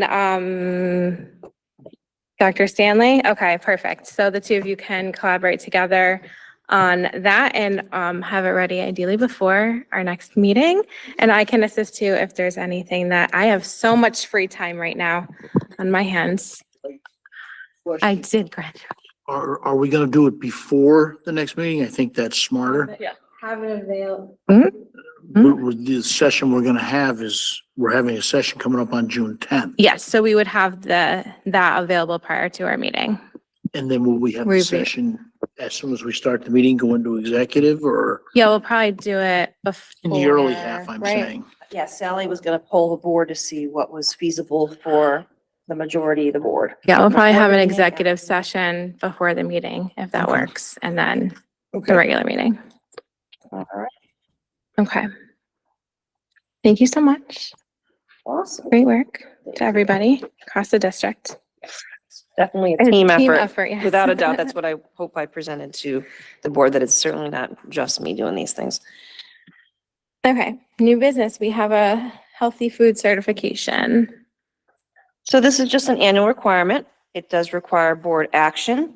This allows us to keep in good stead with all of our reimbursement availability for the meals that we provide.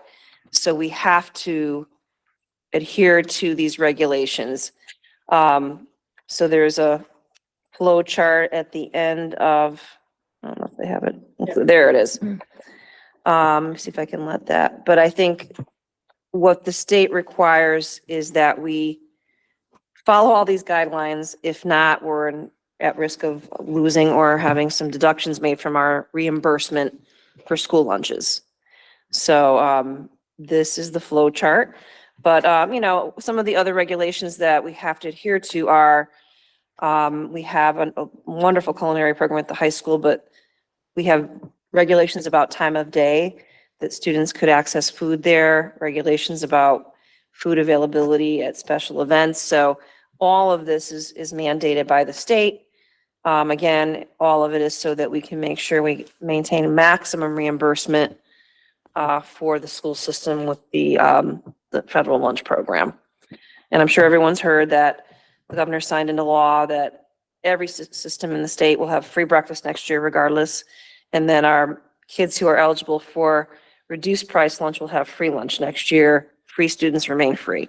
So that's a huge leg up for our kids, and something that we're very happy that has gone to pass. So here are, oh, pardon me. Sorry, is that going Use your mic. forward, or is that gonna have to be renewed every year? Next year. That's what One I'm year. saying, going forward after that, though, it's just It'll a have to- one-year grant? It's a one-year state initiative by the governor, and yes, unless it's re-upped, it would not continue beyond that. Okay. So that is something for us to understand, yep. Thank you. Yes, we have to yes, two separate motions that we have to do exactly as is. Otherwise, we have to come back and do it again. It happened a couple years ago. No pressure. All right. And also just before, I just want to say a shout out to Dana. Dana. Oh my gosh. The governor was at John Wallace a couple weeks ago to announce this in support of the healthy breakfast or universal breakfast for students, and served lunch at ours. And Ms. Browning, I stayed later even just to talk to Dana, and it was just the amount of her staff that were just so incredible. She's incredible.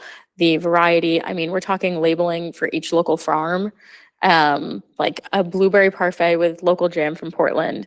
The amount of truly the quality and the attention to detail. State of Connecticut, my office needs to step things up. I mean, it's just incredible. So please shout out to her team. As always, she's just wonderful. And we did force her into a picture even though she didn't want to. So just want to say thank you to team and staff. All right. So this is our first motion. Pursuant to Connecticut General Statute Section 10-21(5)(f), the Newington Board of Education certifies that all food items offered for sale to students in the schools under its jurisdiction and not exempted from the Connecticut nutrition standards published by the Connecticut State Department of Education will comply with the Connecticut nutrition standards during the period of July 1, 2026 through June 30th, 2027. This certification shall include all food offered for sale to students separately from reimbursable meals at all times and from all sources, including but not limited to school stores, vending machines, school cafeterias, culinary programs, and any fundraising activities on school premises sponsored by the school or non-school organizations and groups. Second. Thank you. We have a motion. And a second. Do we have any discussion? No. Okay. Mary Beecher, Yes. Marissa Lindsay, Yes. Timothy Newton, Yes. Amy Parati, Yes. Ryan Seawell, Yes. Sam Sharma, Yes. Dr. Gail Stanley, Yes. Jessica Weaver. Yes. Motion passed unanimously 8-0. Thank you. And our second. Okay, motion 2, the Newington Board of Education will allow the sale to students of food items that do not meet the Connecticut nutrition standards and beverages not listed in section 10-221Q of the Connecticut General Statutes, provided that the following conditions are met. 1, the sale is in connection with an event occurring after the end of the regular school day or on the weekend. 2, the sale is at the location of the event. And 3, the food and beverage items are not sold from a vending machine or school store. An quote event is an occurrence that involves more than just a regularly scheduled practice meeting or extracurricular activity. For example, soccer games, school plays, and interscholastic debates are events, but soccer practices, play rehearsals, and debate team meetings are not. The quote regular school day is the period from midnight before to 30 minutes after the end of the official school day, and quote location means where the event is being held and must be the same place as the food and beverage sales. Thank you. We have a motion and a second. Is there any discussion on this one? No? Go ahead. Mary Beecher, Yes. Marissa Lindsay, Yes. Timothy Newton, Yes. Yes. Ryan Seawell, Yes. Sam Sharma, Yes. Dr. Gail Stanley, Yes. Jessica Weaver. Yes.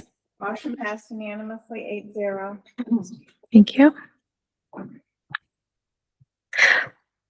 Yeah, no, sorry, that was it, right? That's it. 2. Okay, and yes, shout out to Dana and her entire team for being amazing at making sure that we have healthy food to serve our children. It was, they were very impressed, the governor's office. It was fun. All right, moving on to educator and leader evaluation and support plans. All right, I believe Mr. Dias has joined us online to provide, there he is. Hello. This is an annual report, as I believe the board will recall, relative to our teacher evaluation system, which Dan, Mr. Diaz, and Ms. Foy oversee. So I'll turn it over to Mr. Diaz for an update. Yeah. So good evening, everyone. Sorry I couldn't be there in person. So this is an annual report that is mandated by the state of Connecticut. So we are charged under general statutes to from the State Board of Education to evaluate or cause to be evaluated all members of the district's certified staff. In addition to that, we also do evaluate part-time employees and non-certified staff as well. But the statute is specific to certified staff. And part of that requires an annual report to the Board of Education. So you have that report. It should be in your packet. I thought I'd just go over some highlights and some data from this year. So just a little background on the history. This goes back to 2013, which actually was the first year I came in as an administrator, as an assistant principal at Newington High School. So I recall the plan and the legislation and us having new guidelines around both teacher evaluation, but leader and administrator evaluation as well. So the plan has been updated yearly. We have what's in place, which is our PDEC, which Ms. Foy and I help co-facilitate. That's our professional development and evaluation committee. They kind of oversee the plan. Our PDEC meets. We meet each month, and we do some time in the summer on occasion as well to ensure that the plan is up to date. We actually do a survey every year of staff in the fall and the spring to see how the system is working for them, if they're getting the feedback they feel appropriate, if they feel that the improvement plan, if the evaluation plan is helping them in their practice, and various other questions. We then take that data and the PDEC committee looks and sees if we need to make any adjustments or shifts or recommendations around the plan. This school year right now, we have 374 certified teachers that are under the educator evaluation plan, and we have 31 certified administrators that are currently under this evaluation plan, which is the leader evaluation and support plan. Some of the guiding principles in the plan, there was some transformational language a few years ago. There was a shift in the plan back in 2023 to make the plan more about educator growth, learning, and feedback. I know feedback came up during Dr. Brummett's presentation, and that really is a huge belief that regular, reciprocal, timely feedback and actionable feedback to staff is how we're going to see improvement, and also that reflection and reflecting on practice. So allowing for differentiation, the newest iteration of our plan allows, we don't have just classroom teachers. We have school psychologists, school counselors, instructional coaches, et cetera. All of them deserve feedback and a plan and guidance specific to their roles. It was intended to simplify and reduce the burden of paperwork and some of the other things in the past. So some of the technical challenges shifted with the legislation, focusing on high leverage practices, things that matter most in the classroom. Connecting development. You've known on the board the last few years, the SEL work we've been doing in the district, the restorative work. So really focusing on the whole child in practice and making meaningful connections to professional learning. We want to ensure that the professional learning that we offer, I know there's conversation about PLCs prior, and Ms. Freeman and also Ms. Blunt Lawrence as well, and the work that they do. We want to make sure that the professional learning we're providing to our staff is going to help them grow as educators. And the last piece there is just that specific, timely, accurate, and actionable feedback as part of the process. So the continuing learning process now is a big component of the ed evaluation plan, which is really this kind of cycle, which starts every year. We have cohorts. We have cohort 1, which is educators that are new to the profession in their first 4 years, or staff that have maybe been tenured in another district and now work for us in their first 2 years. And then we have cohort 2, which are people who successfully move through cohort 1. And in the process, what happens, there are 3 mandated check-ins. Again, there's a whole idea of checking in with staff throughout the year. So the first start is a goal setting meeting that happens with each educator or leader and their evaluator. And that goal setting meeting is where they'll work on, priorities for the year. They'll identify based on data, based on performance and practice in the past, something they either want to get better at or something their students need. That goal is made in coordination with the evaluator. And then the educator or the leader will then work on that goal throughout the school year. They'll implement practices. They'll work on maybe doing investigations or professional learning. They might bring that back to a PLC, and they'll continue to work on that. As part of that goal setting, there's also the evaluations that happen where you have evaluators will be in. For someone in cohort 1, they have 3 practice evaluations. So in addition to goal setting, they'll be visited 3 times in their classroom at a minimum, given timely feedback as well, and have a reflecting meeting at the end on how their practice may improve or if they're seeing success. I love the point that Dr. Stanley brought up before, that idea of champions or noting best practices, giving some highlights there, but also talking about growth. And then in addition, they have a mid-year evaluation and an end-of-year evaluation. So in cohort 1, there are 6 touch points at a minimum that happen with each educator or leader. And then the cohort 2 group, they have what is a practice evaluation, but they also have what we call a review of practice. That could be a setting where they get visited in a meeting, they can go through a lesson plan, or it could be also that classroom observation. And in cohort 2, staff also have a mid-year and an end-of-year check-in as well. And really the whole goal and kind of the shift in practice has been that reflecting piece and trying to work around actionable feedback. The growth success criteria that's spoken to, the evaluators partner with our staff to ensure that, we're giving them the support they need, and they're also getting feedback along the way during the process. For this school year, about 20% of our certified staff were on that first cohort 1. So 75 out of 374 educators were in cohort 1, and 80% of our staff are in cohort 2. So 299 out of 374. Now, should there need to be some additional supports, we also have what we call a tiered support system. For those who are familiar with tiers of support in the classroom, it's a similar model that we have with students. Tier 1 supports are supports that are available for all educators, which are books, articles, videos, working with an instructional coach, us offering professional learning both at the building and the department level. So when I was a principal at John Wallace, during the professional learning days, we would have professional learning for our staff at the building level. Those teachers would also subsequently in that same month have professional learning at a department-based level. So if I was a social studies teacher, I would have specific professional learning with my department coordinator and colleagues as well. So that tier 1 is available for all staff. If staff need additional support or they're working on something a little more specific and they need additional time, feedback and observation, we can move to a tier 2, which is more intensive and frequent. I could be working with an instructional coach. It could be working on a coaching cycle. And that could be suggested by the educator, or it could be a recommendation for an evaluator as well. We also have tier 3 supports, which are responsive to issues or concerns that an educator might be working on.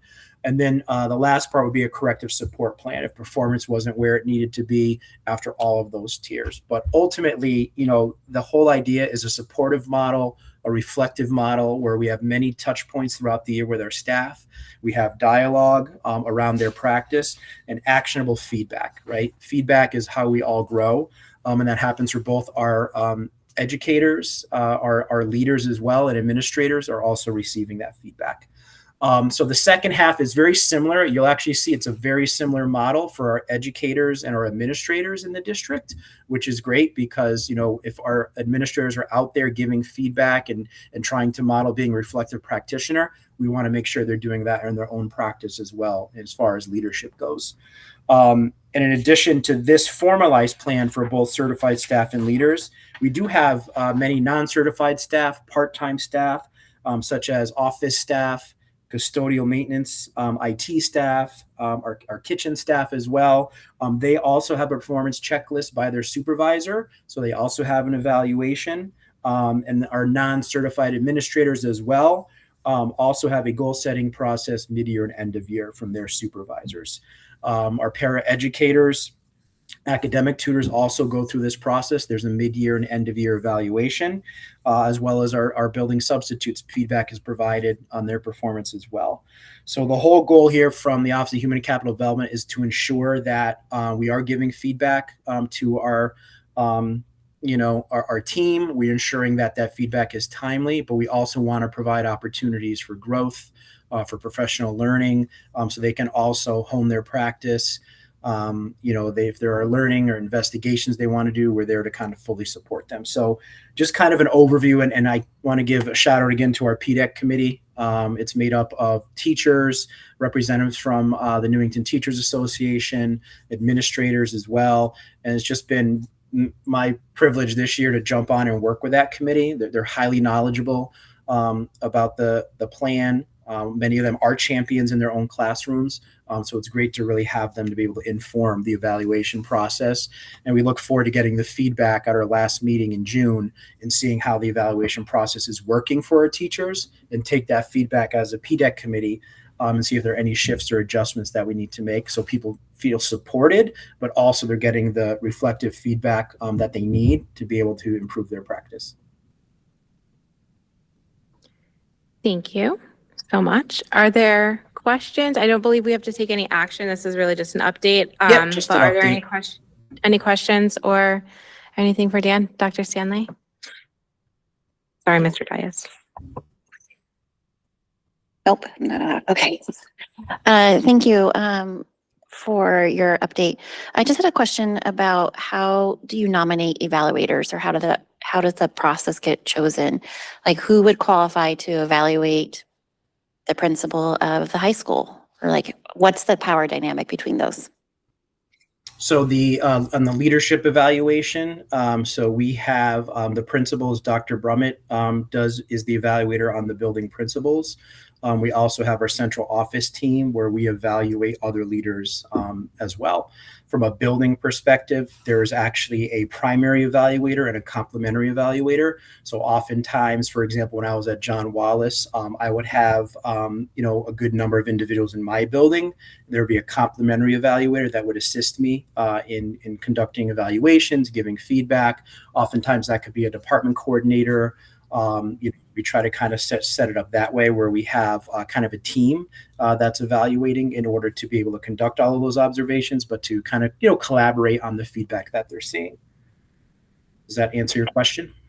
Yeah, and so, Yeah. and then the educators, so their evaluators would be assistant It's usually principals. so primarily it would be their building principal.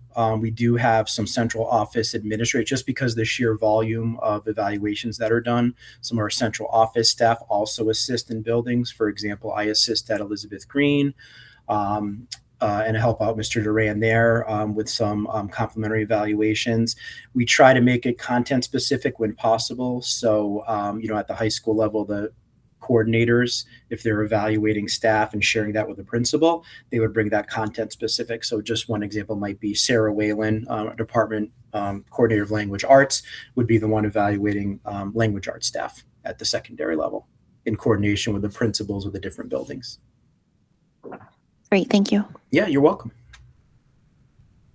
Ms. Weaver? Yeah, just wanted to say thank you, Mr. Dias. I know you jumped in at a time when, we were right at the beginning of budget, and then you also were I think we were hoping you'd have more training time to go through all of this. So thank you for truly jumping into all of this. Appreciate that, and appreciate you giving a thorough review of that. I think you've learned a lot in the last couple of months, so it shows. So in our evaluation of you, thank you for all of that. You're welcome. This one was easy for me. I've been a member of PDEC in the past, and as a building principal, you live in this plan and the evaluation. So this was a fun one for me. Okay. Any other questions, comments? Okay. Moving on. Thank you. I had a question. Oh, Yeah. sorry, Mr. Sharma. Go Hey, ahead. Hey, Mr. Dice, so I know with teacher evals, you go through one formal, multiple informal. Can you just give us a rundown of Just an example of like how Yeah, what that looks like. how a principal is evaluated. Just a rundown. Yeah, so it's very similar. So a building principal does the same thing. They have a goal setting meeting, with Dr. Brummett at the beginning of the year if they were a department coordinator, with another central office administrator. And then there are, similar to like teacher practice, there are site visits. So I'll give you an example. When I was a building principal, Dr. Brummett may come to a professional learning meeting that I was helping facilitate. And then she might give me feedback after that meeting, on that. Or it could be a scenario that you're trying to work out, or it could be a school improvement plan and you're looking to do, reflecting conversation. So seeing leaders in practice, see them working with their staff. I've done, evaluations running like a PPT meeting, running a family night at the school, different opportunities to get feedback on leadership. So the lens looks a little bit different. There's a leadership rubric that goes hand in hand with the leadership evaluation plan, which ranges from, facilities management to being culture responsive to families, to your school community. So it's specific to leadership as opposed to the educator evaluation rubric we have, which is more about practice, classroom instruction.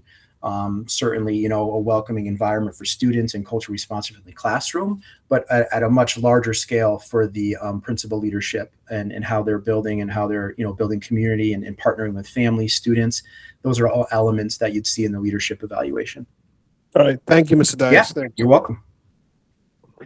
Thank you. Okay, next is budget update.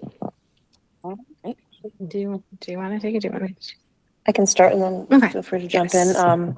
So we are still waiting for final direction from the town on the money that was provided through an additional allocation as this year's budget cycle evolves. So I've created this chart and I've been updating it as more information has become available. Last night at the town council meeting, the town council discussed the ECS allocation of $928,230.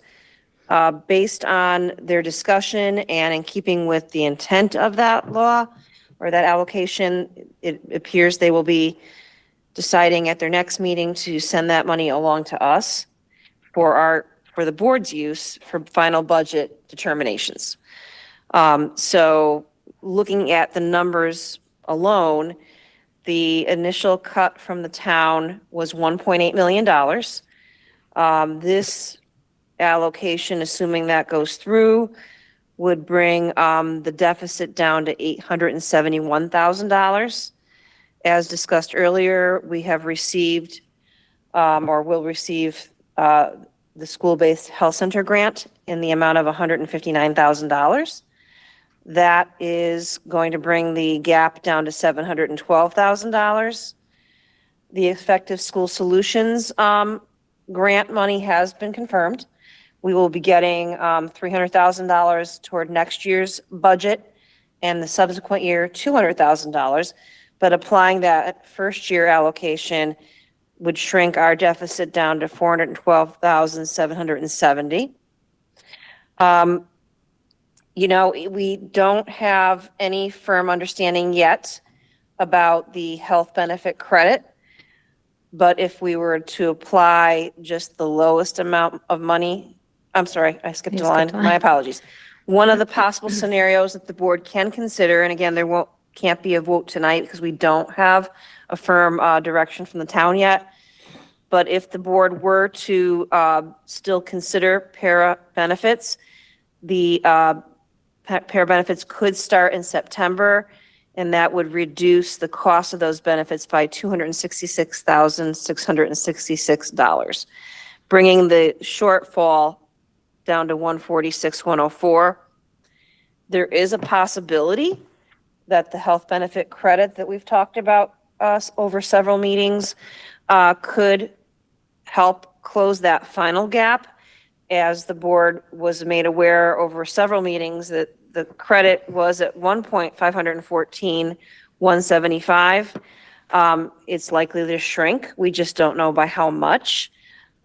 We looked at a trajectory about past trends, And it appears the lowest that would be, based on just experience, and again, that doesn't always indicate what might happen, but there's a decent possibility that we would have 166,980 left by October 1 after all the, and what I mean by left is all of the health claims have to cycle through, and that determination unfortunately does not settle out until October of, in this case, 2026.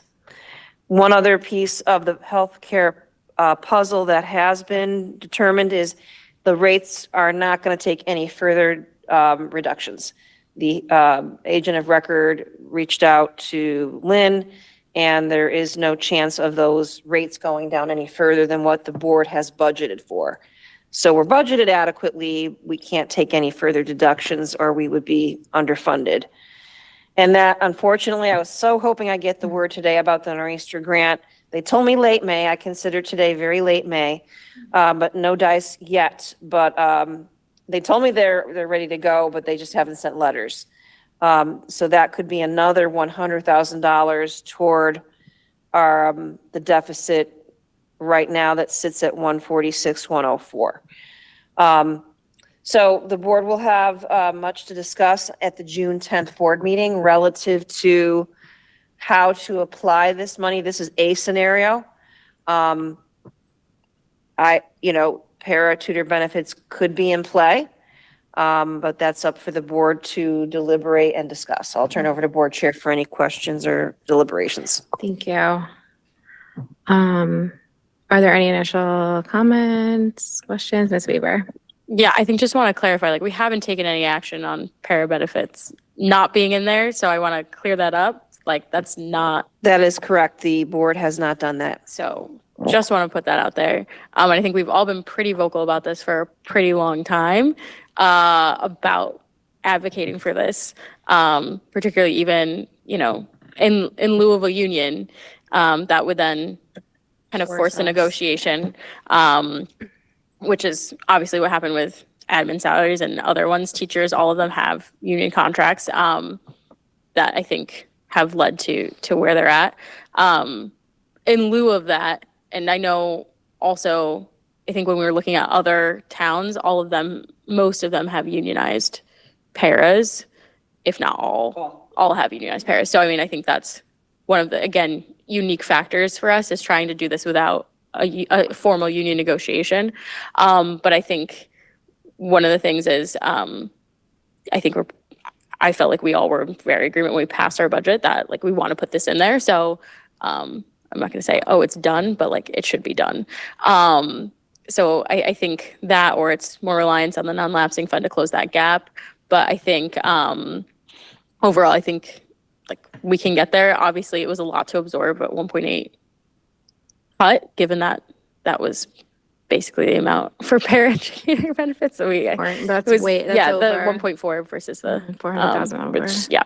But just want to make that clear too. Like, we haven't taken any action on anything. So, yeah, so the discussions that we've had in previous budget updates at this table is that if state money doesn't come through, or if like a miracle doesn't happen, we may not be able to provide para benefits. But I think in the same sentence, we've all, or at least I'll speak for myself, said that we should make it a priority. I heard last night at the council meeting, someone say that they thought that even with the $1.8 million cut at the table, at their table, that we would still be able to provide para benefits. And I don't think that that was ever said here without any additional funding coming through. So I just want to clarify that the $1.8 million cut was significant. And looking back at everything else, the whole budget, there really wasn't a way to absorb that cut and still provide benefits without having additional funding for the state, which we had, at least I have, and I'm sure several others of us have been advocating with our state delegation to ensure that we, this money did come through and some of it did, 928,000. So that is a very positive thing. So I guess to your point, Jessica, we haven't officially taken a vote to remove it, but the discussions we had were that it would be very difficult without any extra funding coming over to the board operating budget. From state. From the state or from wherever it came from, because there was also discussions about, appropriations from the town or like that kind of thing happening after the fact. Like, I don't know, that wasn't anything like official or ever came to fruition, but with that $1.8 million, we have been pretty clear here that it's very hard. It would be probably really hard to fund that thing. So I think fund para benefits and tutor and RBT benefits. I personally think that we should keep it in our budget. This is very promising, this chart that's showing, because again, like when we budget, we know what we know at the time, and we can't read the future. We don't know what's going to happen in the future. We knew that there was a potential for the school-based health center grant. We knew that there was this eCert thing that came up for the school effective school solutions. We knew that we had a pending grant for Nor'easter Academy. We as a board unanimously voted for the budget, which included benefits, the school-based health center, and the Nor'easter Academy. So it seems like this, with these additional funds that are coming to us, it seems like the right thing to do, especially since this was our intention of this budget, would be to adjust the monies as they need to be, because this extra funding frees up line items that we can then transfer over into our para line item to then fund it. Go ahead. Yeah, and just clarifying too, I know literally that money from the state came in. We were here on May 6th, and I went to the Capitol after for Synod just to watch the legislature close, which it's always a fun thing. But, was talking with literally my friends who are staffers there to be like, how much money are we getting? What are we getting? We're literally like texting our legislators to try and see, because I think broader from just our budget here, I think we've talked about it a lot. I know I've talked ad nauseum about it, but I think it's important to reemphasize that the ECS formula is known by like 2 people in the state. It is not great. And the harder part of this formula, as well, is that it does not account for inflation. It never adjusts for inflation.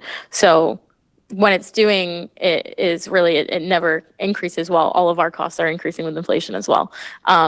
So I know there'll be more next session. I know some of us are already talking to legislators about it, talking to my friends on other boards about what we can do there. Because I think that is one of the issues when it comes to sustainability, is this one time 928 won't be the same next year. And we're gonna just need the ECS formula to continue to adjust, and I think move up in that adjustment. I will say I'm not sure about the delayed insurance coverage. I would say maybe we relook at that. But overall, I guess my question too would be in terms of process, like we have to accept the new budget, I believe, next meeting, obviously. Unless we have a special meeting, has to be done by July 1st. That's what I was just going to clarify. So we have to get it done by July 1st, and we'll just accept, but we have to accept what the town gave us as the final amount. We have no choice in accepting that final amount. But with that, we have the power to then have the discussions about how that allocation happens in conjunction with the superintendent and Lynn and the crew here. So hopefully that clears up things too. We just have talked about things and we're waiting for these things. And I hope and I think by June 10th, then we'll have the answer on the Nor'easter Academy. Hopefully. Is that? That I believe seems realistic based on what the state recently said to me. Okay. Thank you. Just want to clarify. All of these came in within the time that we passed the budget. Okay. I also just want to make a point, because I know it's brought up last night and tonight, that the memo from town manager or, recommendations from the state is to consider it one-time funding and not to put it towards reoccurring expenses, which clearly, obviously, para benefits is a reoccurring expense. I would absolutely not be okay with doing it one year and pulling back the next year. With that said, I feel personally, and we can have a discussion either tonight or at the next meeting, but I just want to put this out there for people to consider.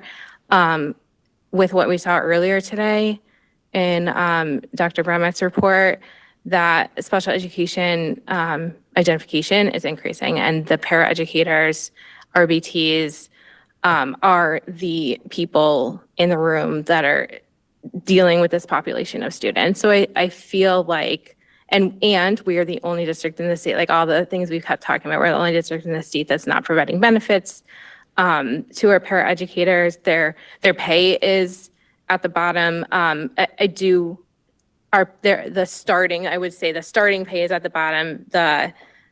Once they have seniority, the pay increases with like steps like the teacher's salary would. However, we're having constant turnover because they're not staying, because we're not giving them benefits. So I think that waiting a year or more to offer it is just really short-sighted and in the long run, because I don't feel like we can be a successful district and educate our students, especially special education population, given, you know, the compliance regulations and how costly it is to hire contractors for paras, or to, you know, have teachers fill in, because the teachers would get paid more if, you know, for filling in on their planning period or free time.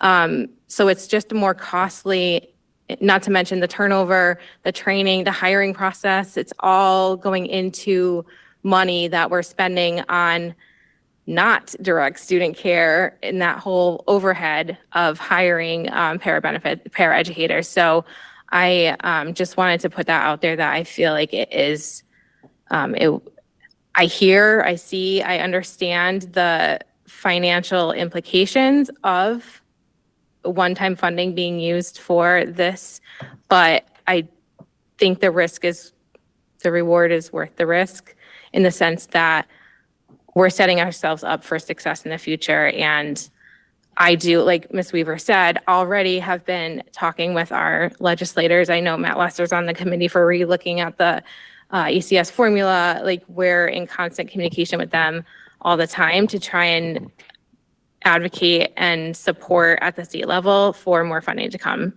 to our town for this purpose. So that's what I just wanted to say regarding that, because I did say that last night and I heard there was some comments back. So I wanted to clear that up as well. Yes, absolutely. Two things I want to add. Lynn is online. She's at a conference. She mentioned that it would be impossible to get Parazon benefits by July 1. So either way, we're delaying a little bit. The other thing is part of that ECS study, or I believe it's a blue ribbon panel, there has been indications that next year ECS funding will finally go up substantially, or at least in keeping with inflation. So that could be something that will be, it's just a matter of how much, a source of offsets for the town, because the money goes right to them.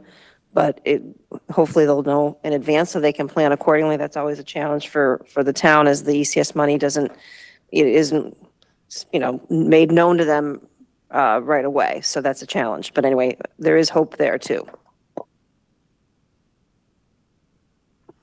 Mr. Stanley. Thank you for the update. Man, that would be a blessing if it does increase. And I really hope that it does, because we are far overdue. We met as Republicans and we've been talking about this a lot. And we all agree that paraprofessional benefits is, an essential service. We need to provide it, and we fully support that as well.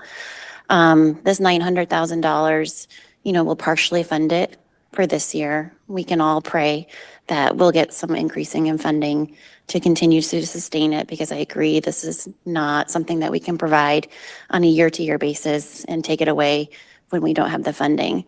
I just want to remind us that we increased our budget by a little over $2 million from last year, with the cuts from the town of $1.8 million. And so if we think about funding the para benefits, which is $1.4 million, but we were only able to increase our budget by $2 million, We've increased our contract obligations tremendously every year. We're going to have to make some hard decisions. And so please understand that we're coming from, the love and how essential it is to provide this benefit. If we decide to make cuts in other areas or not able to expand in other areas temporarily until things are more stable on a financial basis. So I think that's just where we're coming from the Republican side. Thank you. All right, any other? No. Okay. That's it. So we're back to public participation on any matter related to board responsibilities. In the room, you can come to the head of the table, or on the phone or on Google Meet, you can raise your hands. Go ahead,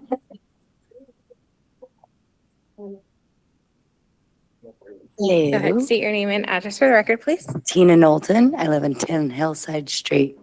I appreciate your response, what you said earlier. I started off in the beginning, and it kind of answered questions a little bit.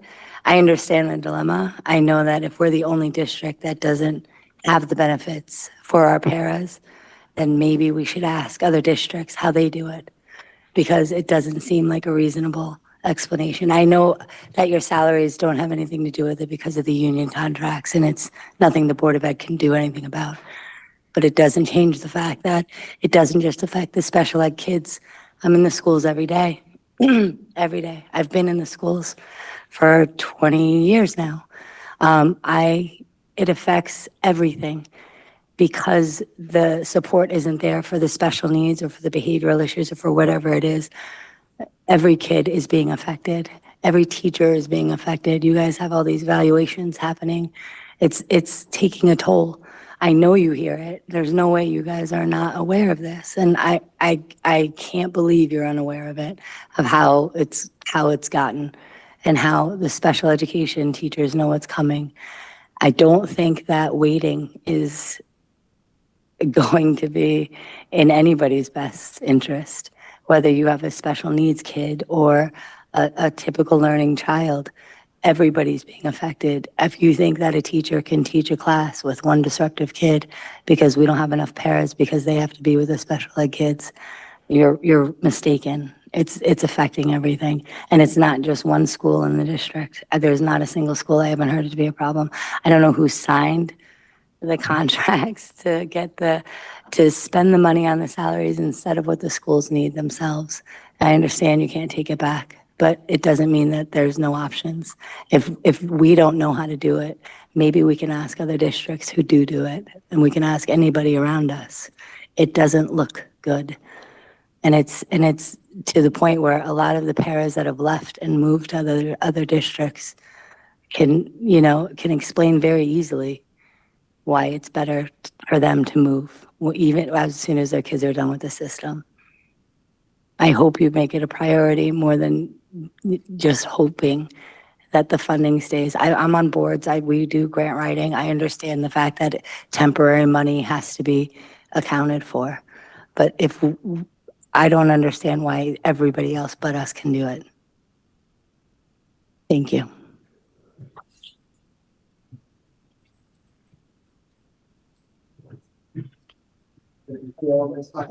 Hi, Jacob Knowlton. I'm her son, the eldest, live at 10 Hillside Street.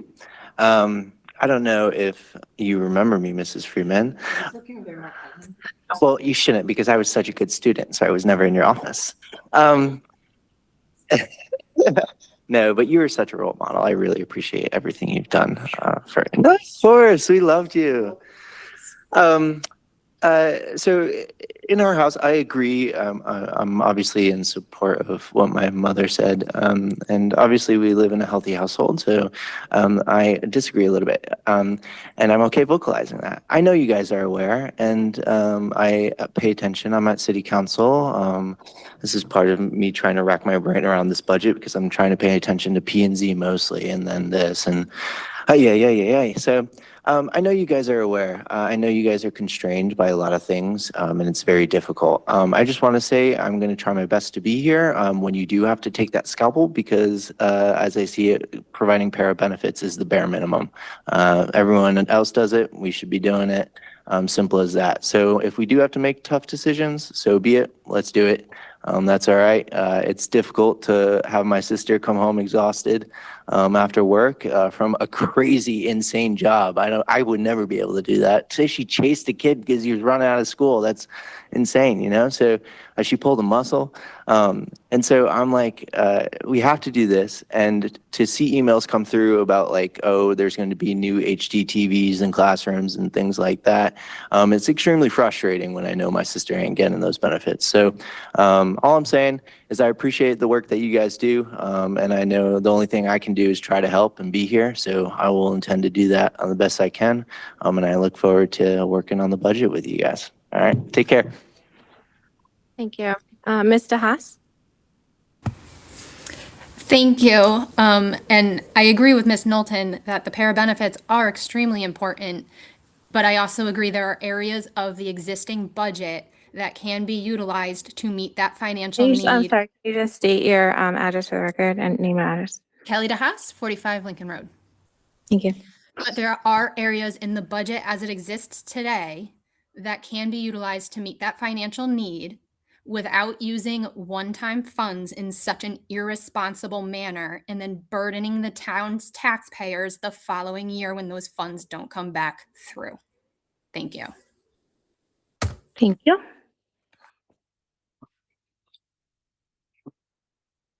Okay. Remarks by board members? Ms. Weaver. Yeah, I just want to reiterate, obviously, I think I said it last time too. I said, oh, it's funny. I didn't want to respond to remarks while doing that, but I think I've said this for the 7 years we've been doing this. Yeah, appreciation is much better in pay than it is in a plaque. So recognize that fully. And we'll continue to reiterate that. But I also just wanted to say, irrespective of all this tonight, thank you so much for all our presentations, our amazing things. Before, for those online, there was an art exhibit we have, and please come to the town hall and see our incredible artwork that's featured from each of our schools. It's just really great. So Dr. Bromwich displays all of them upstairs. So it's really great. So please see our incredible artists that are in this district. And then I also just wanted to give a shout out. I told her I would do this on the other day, and I just want to get her last name right. But Miss Mobus Papa, the elementary music teacher at E Green, she did an absolutely fabulous job getting band, orchestra, and chorus all in like under an hour for third and fourth graders. And to see the talent that is coming up, it was an absolute joy. And to see that room filled, and Mr. Duran informed me that there was both grandparents, great-grandparents, and a great-great-grandparent there. It's just one of the things that I think reminds us, when we talk about budget, we talk about policies, when we talk about all these things, it was a real stunner. It was night at the movies, and I will say her puns were perfection. That being said, also we have a policy meeting coming up on June 1st at 6:30 p.m. We'll be up in the Helen Nelson is booked, so we'll be upstairs. So if you have that, also available online. So just want to let everyone know we're still going through the 9,000s, people, but just wanted to put that out there. Thank you. Mr. Newton. I just want to say that I believe that the budget is a very rigorous process. There's winners, there's losers. I believe there's wants and there's needs. I believe our paras need the benefits. I don't think it's a subjective item, and I will continue to support that position. But there is some thought that it cannot all fall on the taxpayers, which we all understand that. That's part of our role here. But I just think sometimes we need to be a little more frugal or a little more tight, but I'm not an expert. Thank you. I just want to say thank you to our presenters. I'm really sad I missed the art presentation, but I was at the high school. Oh yeah, I'll have a cookie. But I was at the high school athletic awards night for my daughter and all of those people. It's very beautiful night. I did leave early, but I saw my daughter get her things. And I also want to take this opportunity to invite members of our community to come to the Pride flag raising on June 1st, Monday morning at 9 a.m. at Town Hall, where we will be raising the Pride flag the council passed last night, and show our support for our LGBTQ plus community members, students, and families, because we want to ensure that they know that they belong here, they're included, we respect them, they deserve dignity.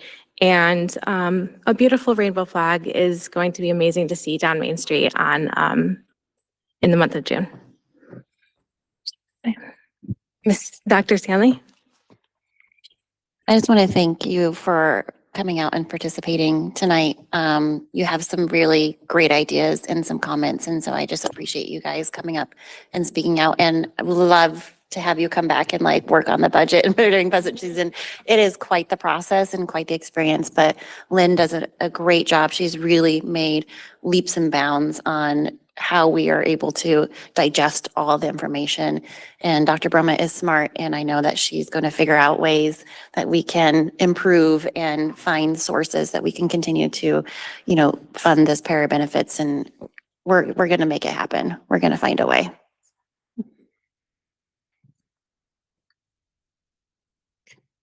With that, a motion to adjourn. We have a motion and second. Is there any discussion? All in favor? Any opposed? Meeting adjourned 9:23 p.m.